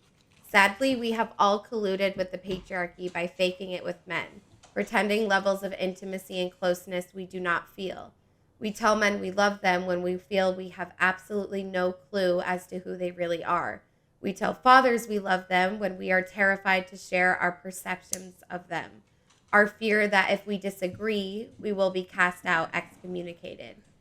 In this way, we all collude with patriarchal culture to make men feel they can have it all, that they can embrace patriarchal manhood and still hold their loved ones dear. In reality, the more patriarchal a man is, the more disconnected he must be from feeling. If he cannot feel, he cannot connect. If he cannot connect, he cannot be intimate. It's so good. Like, it's so good. I remember, like, reading that in a past episode, that last part specifically. I think we posted it on our Instagram as well. Because it's just so true. And I really related to, and I've also never thought about this sort of idea that like we do constantly tell men how much we love them. And sometimes we are kind of don't know who they really are and like terrified to learn about who they really are and terrified to be our true, you know, selves around them. Like I definitely feel that in my relationship with a man. It's like it was a lot of like, you know, giving them all this reassurance constantly of how much you love them. And you're almost trying to like reassure yourself that you do too, because you are so just like sometimes feeling so chaotic with like the patriarchy and like the man-woman hetero dynamic, you know? Yeah, but do we really know them? And I think that's the thing is like if we're like kind of saying we do and we love them and all of these things, but like we're not giving them space to open up and be vulnerable and like all of that stuff. It's like we don't really know them. Do we know them? Do we give them the space for us to get to know them? You know? And the answer is no. Exactly. Not everyone. But most. So next I want to get into this Reddit post from r Ask Feminists. And this man asked, can women promote toxic masculinity? So he said, my mother is an quote unquote old school feminist and my father is an academic with socialist leanings. Most of the women I've dated would call themselves feminists too. Despite this, I feel I know little of the modern feminist movement and I am trying to learn more. I started reading about toxic masculinity recently and it got me thinking. Most of the, quote, toxic masculinity I've been exposed to are from women. My parents and my male friends never really forced me to adopt traditional male interests like sports or cars or violent video games. But I have been told I was, quote, gay for trimming my nails by my first girlfriend. That I, quote, wasn't manly enough because I was a vegetarian by another woman I dated. And I was a, quote unquote, pussy for crying once. And I have had other similar things happen over the years. I feel that I've definitely learned to suppress my emotions. If I feel upset or depressed, I know there's no way I can tell my partner, despite her knowing about all the toxic masculinity. She was the catalyst for me reading about this stuff. At worst, I'd be made fun of or have what I'd said be used against me in a future argument. At best, it would just be awkward. Growing up, I was told it was fine to express emotion. But as an adult, I feel I've been, quote, trained by women to feel that that's not appealing or wanted. I'm in my 30s now and can definitely say that adopting a more traditional male traits like never talking about feelings has meant I've had way more stable relationships. Though it does suck sometimes, lesser of two evils. Do you think women can perpetuate toxic masculinity? And where does normal masculinity end and toxic masculinity start? I have no fucking idea. That last question, I have no idea. But I think this is interesting. Like, it's like, again, coming back to like, it's like everyone grows up in different environments. Like this person didn't necessarily grew up feeling like he needed to shove his feelings down, but through relationships in his adult life, that's when he feel like it was more like apparent for him. And also it's like him trimming his nails thing is crazy. Like, what the fuck do you even mean? Don't you want his nails to be like, what? So they don't cut like your pussy, like, hello. Or just anything. Like, what the fuck? But I mean, can women promote toxic masculinity? Yes. I mean, I really think we do it like fucking constantly. All the time. I also think like this person had their own experience, but like even like the toxic boy moms on TikTok I've taught about, just like being like, you know, posing them with other little girls like they're going to be in a relationship one day. Like those are patriarchal things too. And I think it all just like bleeds into it. But I don't know. The question about normal masculinity and toxic masculinity like confuses me because I feel like part of this like gender non-binary, like gender is a social construct, like it gets me kind of scared to say things are feminine or things are masculine. And so I'm just like, do we still want normal masculinity too though, you know? So I kind of like have something I was going to say later, but I'll bring it in now because I think it makes sense. So I was watching this YouTube video by Broe Deschanel. So she also has the podcast Rehash, which is really good. You guys should tune in. But she has this video about male weepies, a misunderstood genre. And so pretty much she was talking about these movies where it's like the Roman Empire types of movies, like Rocky, like things like that, like baseball movies. Yeah.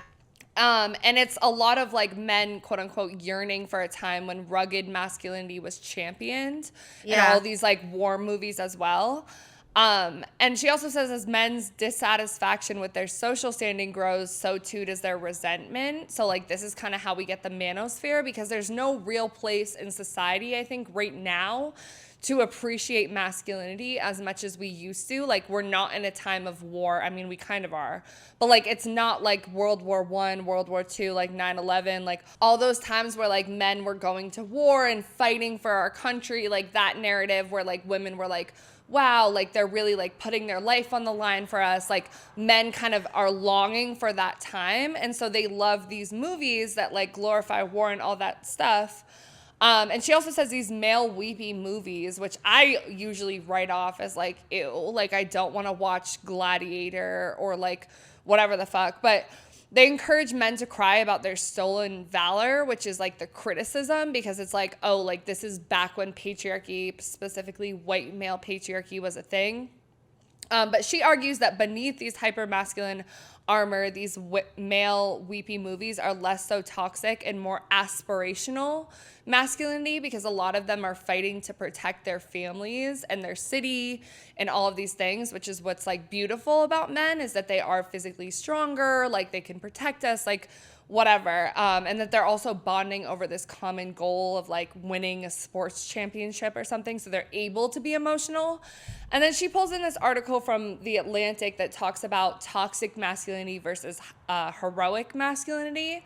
And this idea really stuck with me, and I've been saying it all the time. Like, I actually watched this video when I was chilling with the man that I've been seeing, and I didn't like put it on intentionally. Like, this was before I even decided on this episode, but I think it influenced it a lot, because I was just like heroic masculinity is a thing. Like, it's when you think of like, oh, a man getting like a cat down from a fucking tree, like a man fixing your toilet, like all of those things are like heroic masculinity acts. But we live in such a society that like focuses on the toxic masculinity because of Me Too, like whatever, that like when we think masculinity, we instantly think toxic. So like what I've been trying to practice in my like relationship with this man is like highlighting the times where I think he's demonstrating heroic masculinity, because I think men need. Has he saved from what tree? Like, I don't know. Like, I'm trying to think of like a recent one that he did. Like, I don't know, but I'll be like, oh, that's because he watched the video with me. I'm like, oh, like that's heroic masculinity,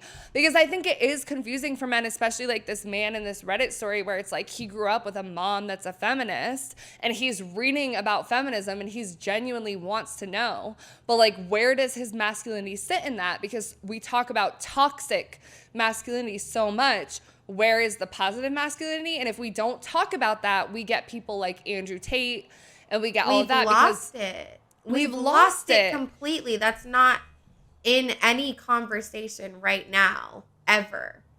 And the only place I can really think about it is like in TV shows. Like there's the show Never Have I Ever on Netflix. I love it.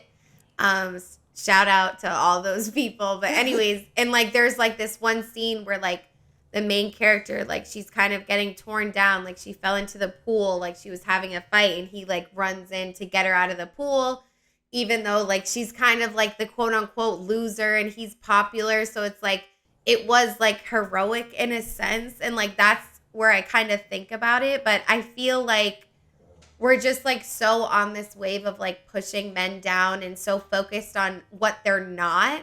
Like we don't appreciate the good things about them.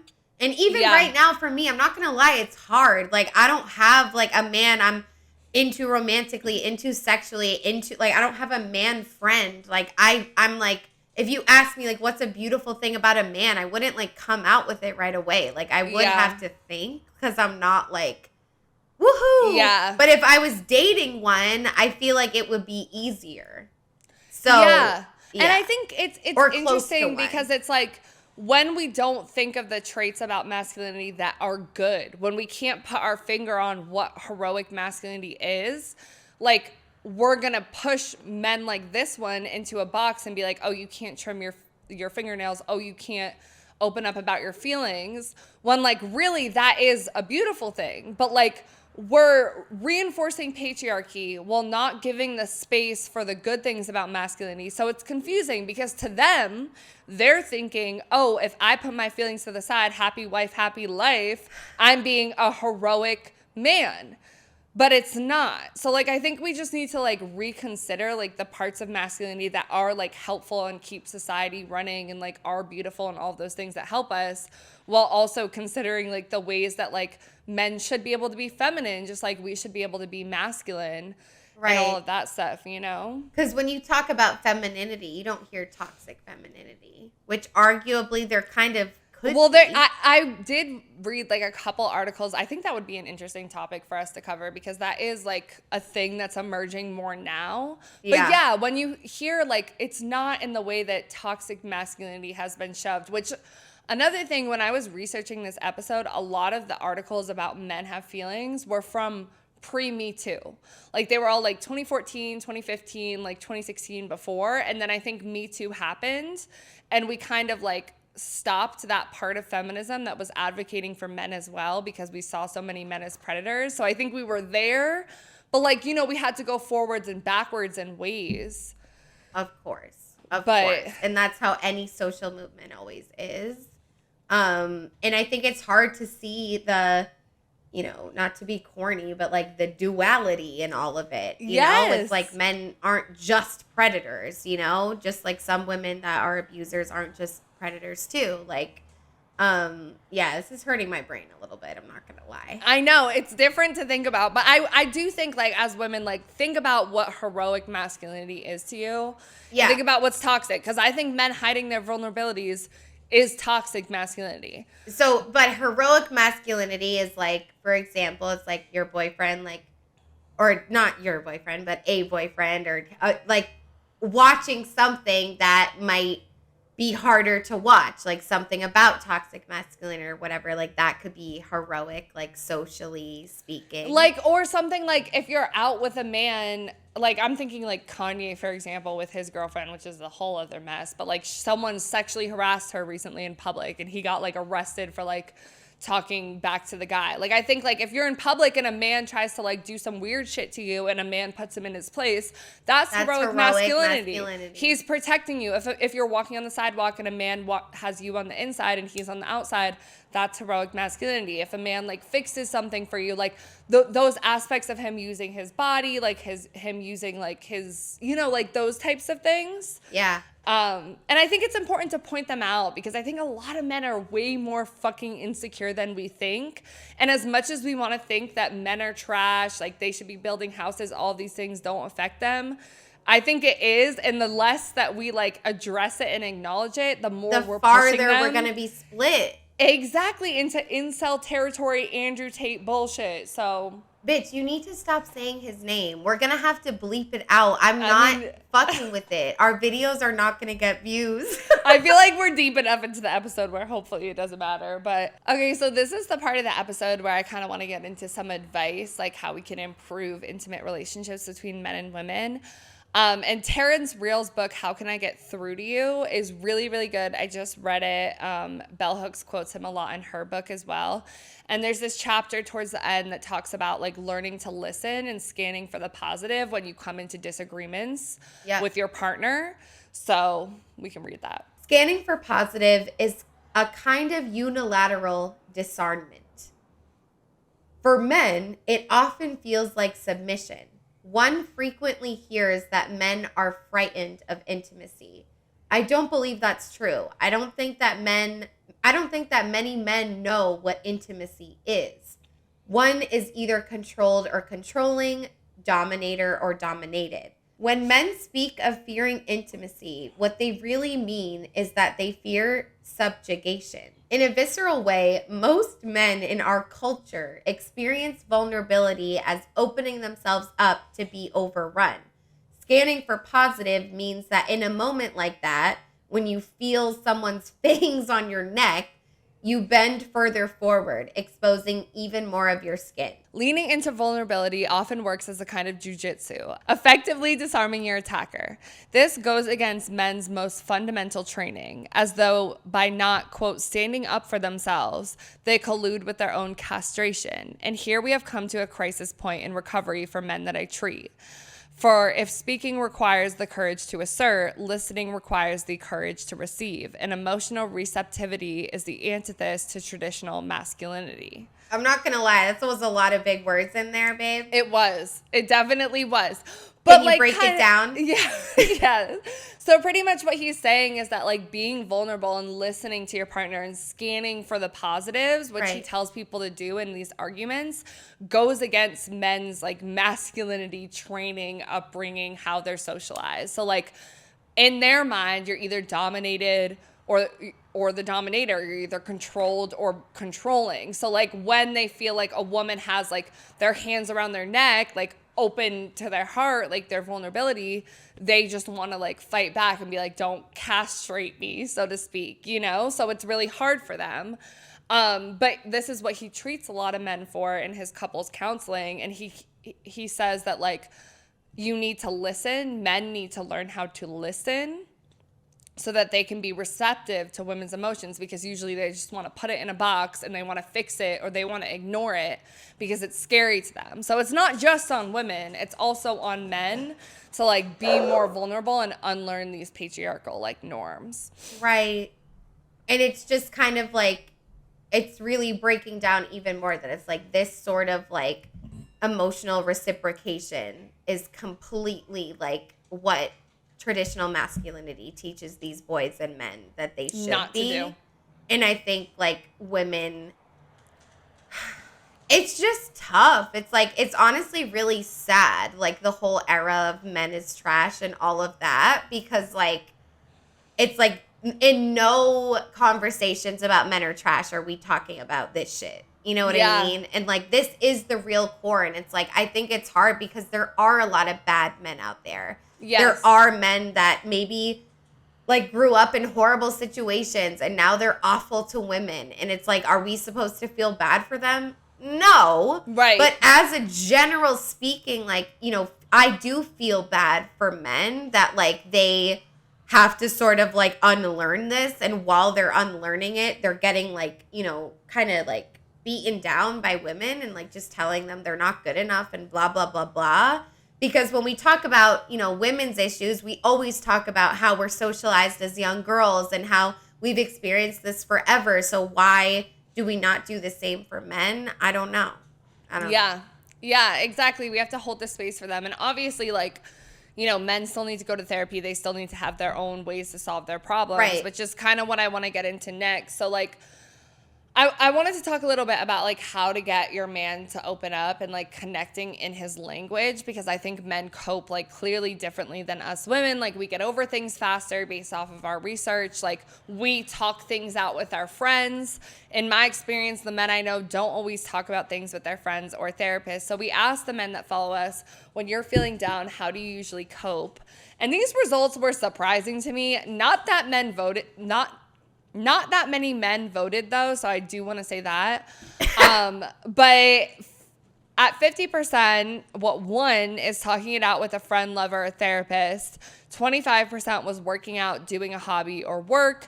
And then the other 25% was smoking weed, drinking, or going out. And then 0% was self-help books, podcasts, and YouTube videos, which I thought was pretty interesting because all of the like Andrew Tate stuff is trending. I know you're going to get mad at me for saying it again, but like all of that is trending so much right now, which we talked about in our male loneliness episode, because there's no real space, I think, that talks about men's issues. And if men are seeking it. Yeah, in a helpful way. Right. In a way that's exactly, because I think like Andrew Tate is much more about like power, like getting money, like all of that stuff. So I don't know if men would even consider it like self-help. Like, I feel like a lot of men come across that content. You know? Yeah, like they come across that content, but I don't think as many men are seeking it out in the way women are socialized to seek out content to improve their relationships. you know, literally. Like that's not really like what's pushed on them. But I was like pleasantly surprised that they talk it out with a friend, lover, therapist, and like there was this I think the polls were what's the word? Like it's not correct. Like this wasn't all men. But I mean, maybe it's true. I mean, I do think guys like talk to their friends. Like, and how are we ever really gonna know? Like, are they really gonna tell us that they just had a heart to heart with their best guy friend? No. Like, maybe they literally lock all the doors and do that shit. Like, we don't know. Yeah.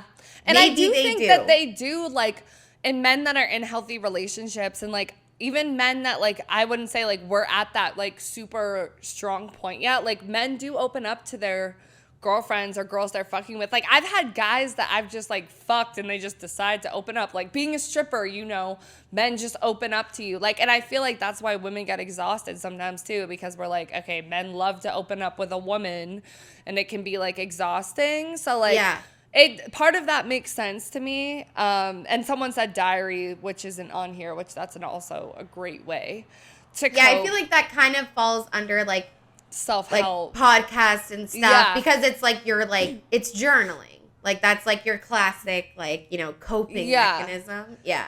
Exactly. Diary not on here. People are hilarious, bro. I'm fucking dead. But next I want to get into like a little bit more advice. So this guy, Brian Knox, his like tagline is empowering women because there's nothing else I'd rather do. And he's like a relationship coach. He's the one that we pulled the like survey thing from before where it talks about the man being cool as a cucumber. But do really we like him? Yeah. Yeah, we fuck with him. Like he's cool. So you know, because some of this type of content, like the title of the article is men have a hard time opening up emotionally until you do this. Like it can be a little, but like I think his advice is good. And sometimes we read this as so fucking corny, but I think we need to listen to it. Okay. All right. Do you want me to read it? Yeah. And I just want to also say a lot of what I found, like based off of the male weepy stuff from Broe Deschanel is like men do bond over sports and activities and things like that. So that's I know, because you think it's like what you said before. It's like you think about, you know, the boys team, like they just won the baseball trophy. If any of them cried, no one would say shit. Yeah, because they did a brotherly It's like journey the one together. thing, or like the Red Sox won the World Series and like guys are tearing up in the stands. Yep. I never thought they would see that. That's crazy. Okay, so we're going to read this. He says, use humor. I don't know if you've noticed, but when men bond together, they often use humor and banter. It can create a deep bond in friendship. So you teach him your language, like, for example, real empathy. And you try to use his language from time to time, which could be humor and banter. Not for every guy. There are very serious men out there that hate humor and smiling. Okay. But if you see him do it with his own friends, go for it. It will help him to open up. It will help him to feel safe. Another great way to create an emotional bond is to do something together that energizes him outside of the bedroom. Again, when do men bond? They throw a ball at each other or throw it at something like a hoop. They go fishing. They watch a game or a funny or scary movie together. They go on a road trip. These things are not about talking and bonding, but about doing. Nevertheless, they will talk a lot and will bond. Their connection will grow. It's easier for a man to open up then.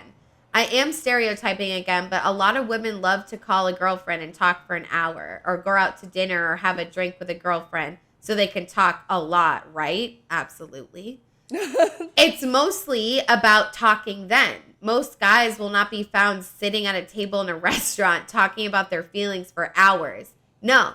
They go hiking, skiing, they play pool or golf or throw a frisbee. They go do something and talk. It's about doing first. Try this and you'll be speaking his language. It'll be much easier to create that bond.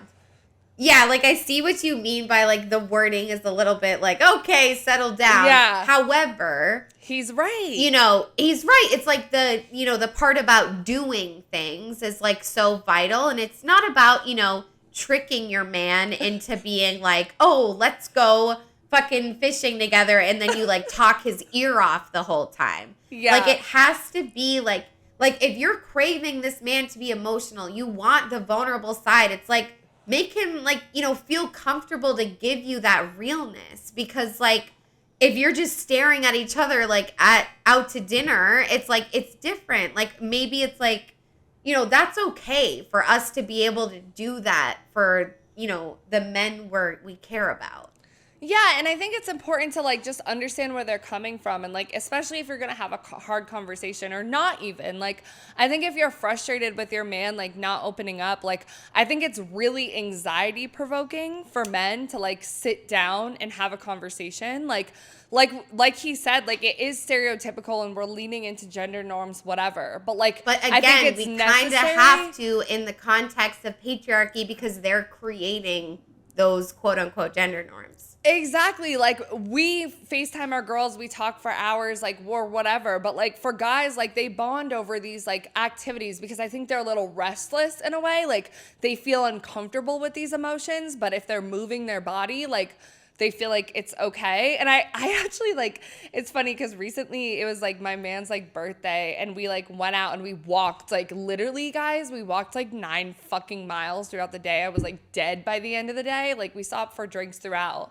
But I found like, it wasn't like I wanted to have a serious conversation or like anything crazy, but like through us just like walking and like being outside in the daytime, like he just started to open up about things that I've never heard him open up about before, like on his own, like unprovoked.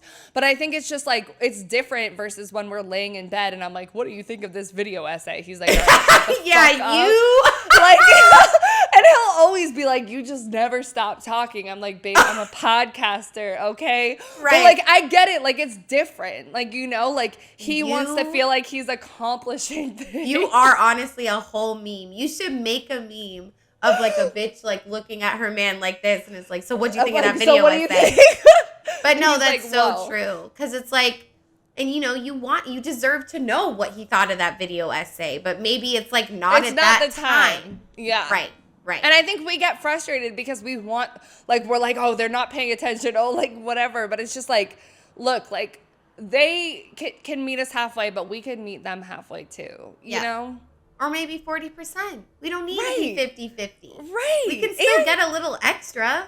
Like, I'm not saying go fishing. I'm not going fishing fucking anywhere. But honestly, it's like, yeah, fishing, like playing pool, I could see conversations. If we're skiing together, I'm very much going to be focused on, like, not falling. We're not having, maybe on like... the lift up there. But even walking, like, I know my parents go for walks all the time. Yeah, I've been skiing. Yeah, like, I kind of sing quietly to focus myself down the mountain. I'm like a little bit like scared. It's kind of a lot to go up there. But yeah, you used to walk a lot with your ex too. All my exes, I feel like the way that we bonded was really like walking and being outside. And that's just like an easy thing. Like I'm not saying go have a fucking one-on-one basketball game with him, but like, you feel me? Yeah. But yeah, there's this other listener story. This girl said, I knew I really liked him when I didn't get the ick when he got vulnerable with me. Maybe the girls get the ick because they don't really like the guy they're with. I agree. And that's real because if you really like this... You go ahead. First. No. Go ahead. I was going to say, like, I kind of agree, like, but also I think the patriarchal cloud or the patriarchiness clouds us and we think that, like, it's because, it's just because I really, really like him. But it's like we should be able to give guys space to be vulnerable even if we aren't in love with them, too. Like, that's the, like, humanizing part of it all. Because it's like, again, you guys, like, I really was, like, the president of men are trash. Like, I'm not someone saying that, like, I've done no wrong. I've done a lot wrong, like, for sure. But it's just, like, you know, actually having the goal of like unlearning the patriarchy is a lot more empowering than feeling like men are so shitty. It sucks. I have to share the planet with them. Like they're everywhere. You can't get away from them. And even my mom, like she was never like, yes, I love how she hates men. Like she would always clock me and be like, you know, like this is not sustainable. Like you cannot, even if you're a lesbian, like you cannot live like that. It's not fun and it's not fun to be angry. And even if the anger is valid, it's like working towards that goal of being like, you know what, like, I want to have vulnerable connections with men. I want to, if you really want your man to be vulnerable, you should be willing to like put in some effort and to understand that like maybe this is not the right time to have the conversation, but maybe this is, like, you know? Yeah, and you're right. Like, you bring up a good point because I didn't even think about that. I was thinking about it more like, oh, maybe you don't really like them, because I think that's a thing. But also, you're right. Like, what if you have a son, like your brother, your guy friend? You should like, be able to let, yeah. You need to hold space for them. And again, we don't need to hold space for the guys that have done us super dirty. Like, still speak your mind against them and don't like be a fixer upper Bob the Builder for every guy you meet. But like, I think we can show a little bit more grace. Okay, the last section that I want to get into is just about how men and women can really like learn from each other, like the different ways that we're like socialized and affected by the patriarchy. And I want to bring us back to Terrence Real because he has a lot of really good information about just like how to communicate as a couple and stuff like that. Yeah. And this section is kind of like about boundaries and what women need to do and what men need to do. So let's read it. He says, a poor internal boundary allows other people's feedback, beliefs about you, even at times their very emotional state, to pierce you to the quick. How could you think that of me? I'm so hurt that you feel that way. Or it depresses me when you get so sad. Are hallmark sentiments of someone with thin skin, a poor internal boundary. The complementary boundary dysfunction comes from skin that is too thick, permitting little to no receptivity. Walls protect you like a fortress. They let nothing in. The subjective experience is one of disconnection, obliviousness, or indifference. It doesn't take a lot of reflection to notice that this issue sorts by gender, with women needing to learn how to decrease their sensitivity to the environment and men needing to learn how to increase theirs. No, it's so true. It's like we have these polar opposite issues. And that's what I kind of like, we brought up before. It was like, sometimes as women, you feel like you don't want to cry. You do need to decrease that sensitivity because you don't want to fall into the stereotype. You want to, come off as strong. And in this society, when you cry, you're not strong, which is fucking stupid, but that's how it is. And then men, it's like this journey of needing to increase theirs. They're constantly being told to increase it. Yeah. But I feel like for men, it's like, do they ever have the feeling of like, oh, wow, like I really want to be more emotional? Right. Or is it just this constant echo of women in their life that are, either telling them not to be emotional or that they need to be a lot more emotional, Yeah, and that's when it comes hard too, because I don't think men always listen to women when we're vulnerable.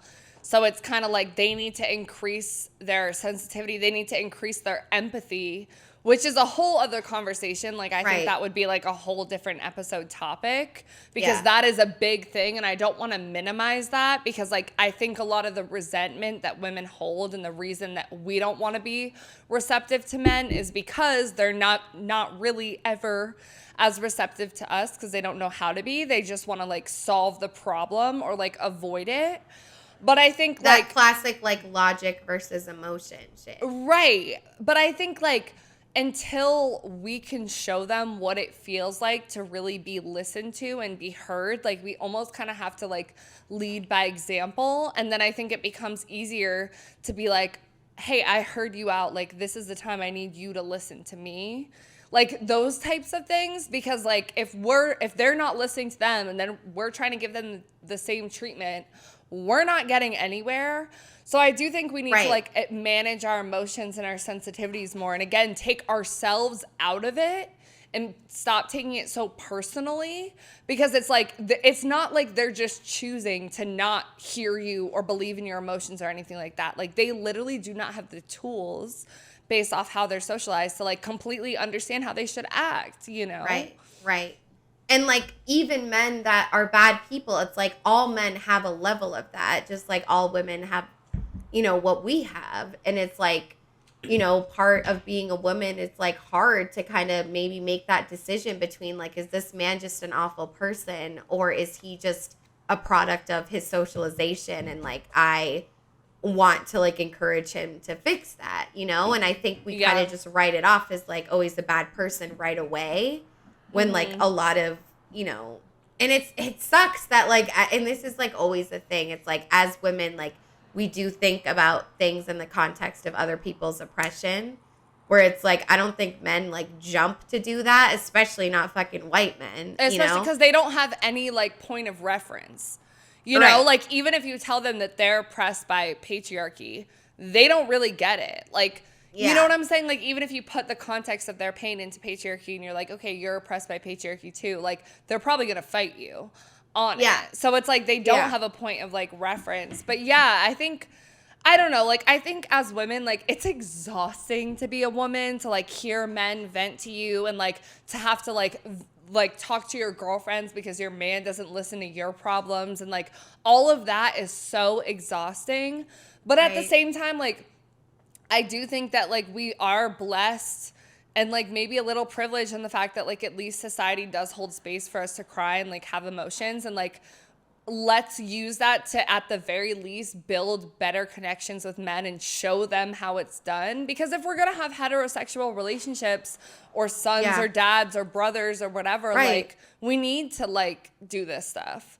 I know, we really do. And it's like, that's where the like hetero pessimism like comes in huge, because it's like, you know, if someone's queer, it's like they don't really have that need to like go through this, but it still is important for everyone.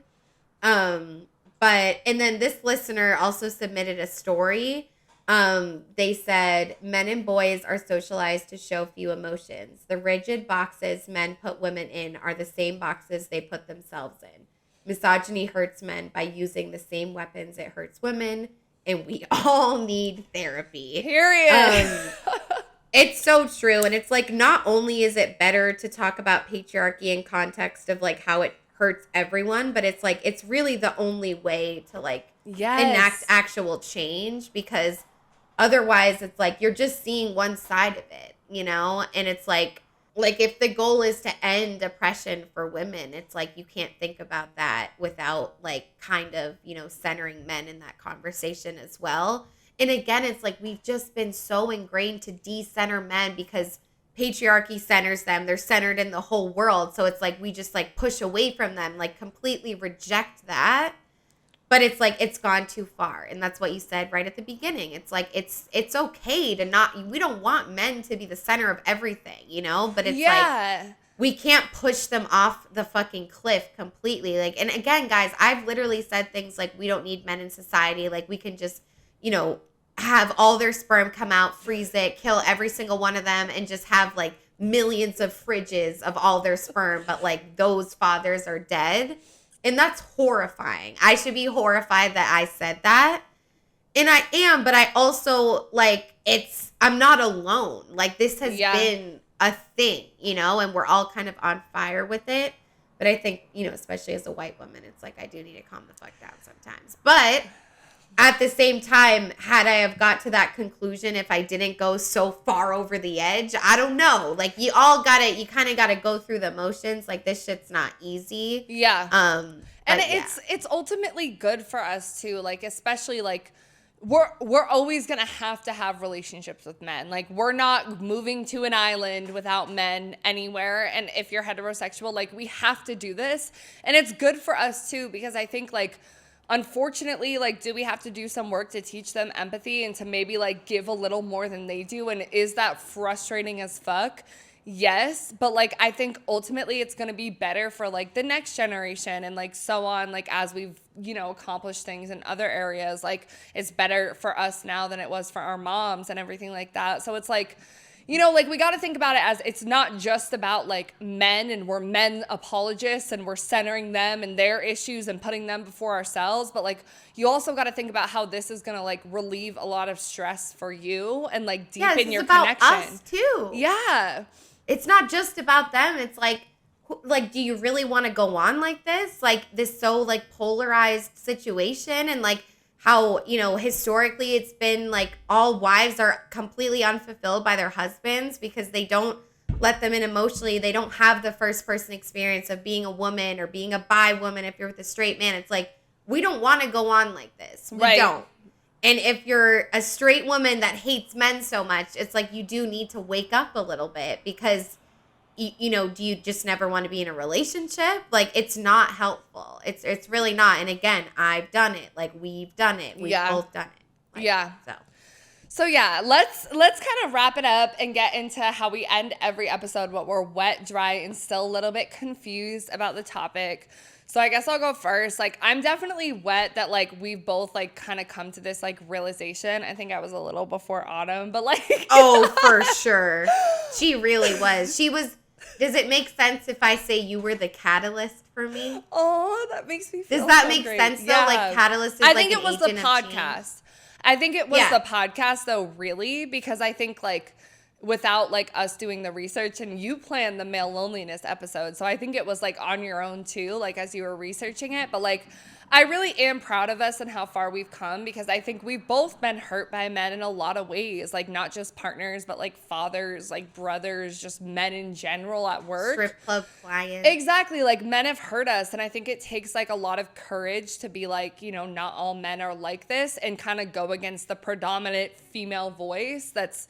I don't want to say female because men use that in a derogatory sense, but, like, I think it's hard to go against the predominant, like, woman, girl voice on TikTok and a lot of podcasts that I listen to that's, like, very, like, fuck men, because it's, like, it just doesn't feel good, and I'm sick of it, and, like, I get scared that our women listeners are going to be like, what the fuck, you guys are centering men too much, but, like, I'm wet that we have, like, the quote-unquote courage to do this, like, not to, like, pat ourselves on our back, but, like, you know what I'm saying? Like, I think it's taken a journey for us not to be afraid of what people are going to say back to us, so I'm wet about that. Yeah. And the last thing I'm wet about, honestly, is heroic masculinity. Like, I do think that video from Roy Deschanel was, like, really eye-opening, and it comes from an article from The Atlantic. But, like, I've struggled, like, in my, like, intimate relationship with this man that I'm, like, with right now, like, to kind of, like, address these issues of gender, because he knows that I talk about a lot of this stuff on the podcast, and I think it's, like, men's instinct to think that I'm, like, of the voice that's, like, men are trash, da-da-da-da-da. And I think that I've learned throughout being with him the ways that I can talk about it, and I think I saw it initially as a threat and as, like, fucked up, but I'm realizing more that, like, he does want to meet me in the middle, but, like, I need to give a little bit too. And so I found, like, ways to, like, you know, be grateful for his masculinity and be grateful for masculinity, like, outside of, like, men are trash, toxic masculinity, all of that. So, like, I like that that's coming into, like, more of our language, and we're able to, like, see that more, you know? Yeah, I echo all of that. Like, I'm really wet about the duality for everything, because even just, like, on my own journey, it's like a big takeaway for me. It's like, it's okay to, like, have these horrible interactions with men. It's okay to have times in your life where you felt like you really hated them and didn't want to be around men, didn't feel safe around men. It's okay to also have all of that and also understand that, like, and, like, have this knowing that, like, decentering men completely is not going to make anything better. It's not going to make you happy. It's not going to have, you know, you're going to be kind of living in fear of them and living in hatred. So it's like, it's not about me being like, yes, like, all men, I feel bad for them, like, they're great guys deep down. Like, it's more about yourself as women coming to that understanding where it's like, you know, I want my life to be happy. I want my relationship to be good. So I'm hurting myself by doing this, and I'm hurting, you know, everything.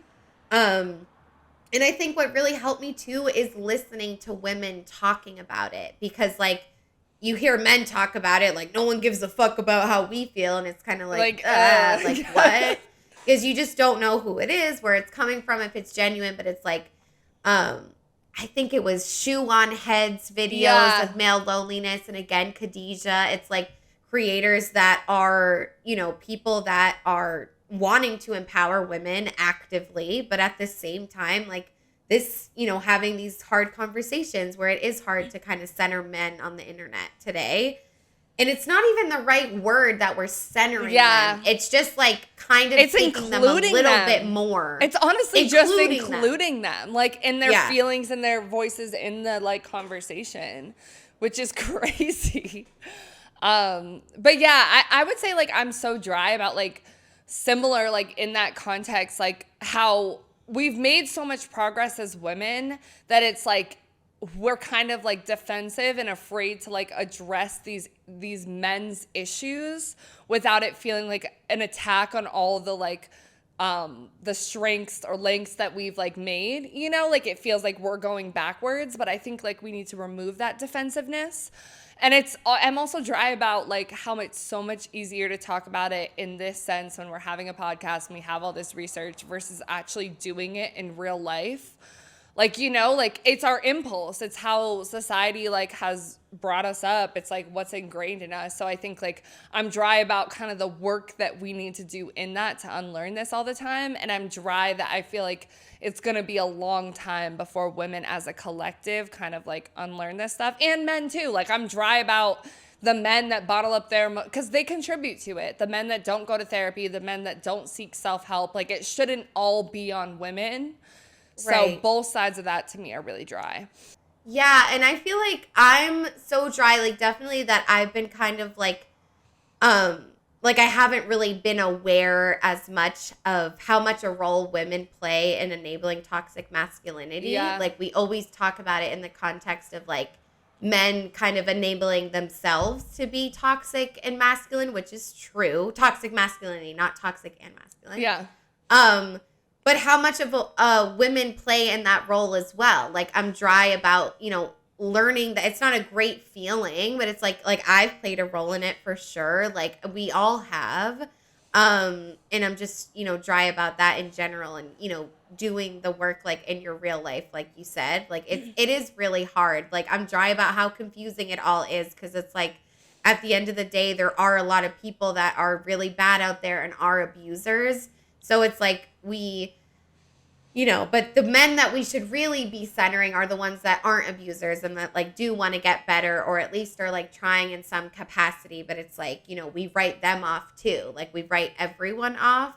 And so it's just hard. It really is. Yeah, I would say like I'm confused about like exactly what you said, like especially with like the abusers and stuff, because I think like I don't know, like when I was in my abusive relationship, like I think I was like consuming a lot of like self-help, like relationship content, podcasts, like all of that. And I think like sometimes as women, especially if you're a woman listening that is in like a toxic relationship, it can become easy to put it on yourself and be like, oh, like I need to be doing more of this. I need to be doing more of this. And like forget men's role and unlearning their own shit. And so that's where it becomes a little bit iffy because I think women have the right to have like anger about this stuff and frustration and resentment, and a lot of it does fall on men. So I'm a little bit confused about like where the line in all of that is, because it's easy to say like in a healthy relationship this is what it should be like, but what is a healthy relationship and which men should we be listening? Like all of that is a little confusing. Yeah, it's like where do you draw the line between like kind of acknowledging that this person's past experiences of like being a man in this world, but then also it's like, but they're not doing anything about it either. Yeah. But maybe they didn't have the tools to do anything about it. They didn't even really know what exactly they needed to do or where this was all coming from.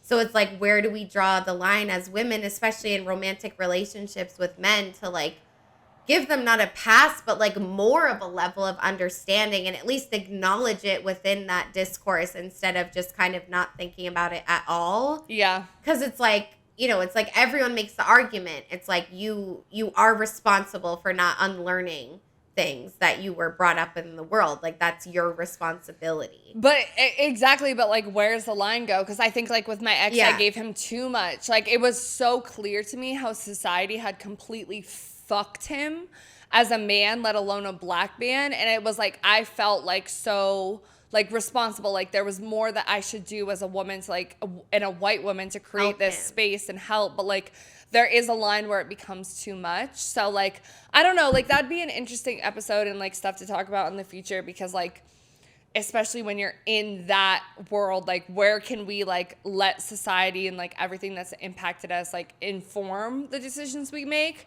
but when do we draw the line, like our personal boundaries, and be like, oh, that's on them regardless? Because especially when we're having emotional reactions with our partners, we're not thinking about all of this, you know? And it's like, that's that self-reflection to being like, you know, to just like think more before you speak and like really just try to calm down before you have intense conversations too, because emotions do cloud everything and all this shit just goes out the fucking window because you're just like, I love this person, I want to make it work, whatever. So it is confusing. It's really confusing. And again, just emphasis on, you know, the courage to talk about it and bring it up is where we should all be focusing. But yeah, I mean, that about does it for this episode, guys. Please let us know what you think, like, especially of what we just said about where do you kind of, you know, draw the line. Like, do you think you as a woman have enabled toxic masculinity? Was that a hard thing for you to come to? Like, do you feel like you're really ready to, like, let men be vulnerable with you? Like, did you guys learn anything? Do you want to echo anything? Let us know in the comments below.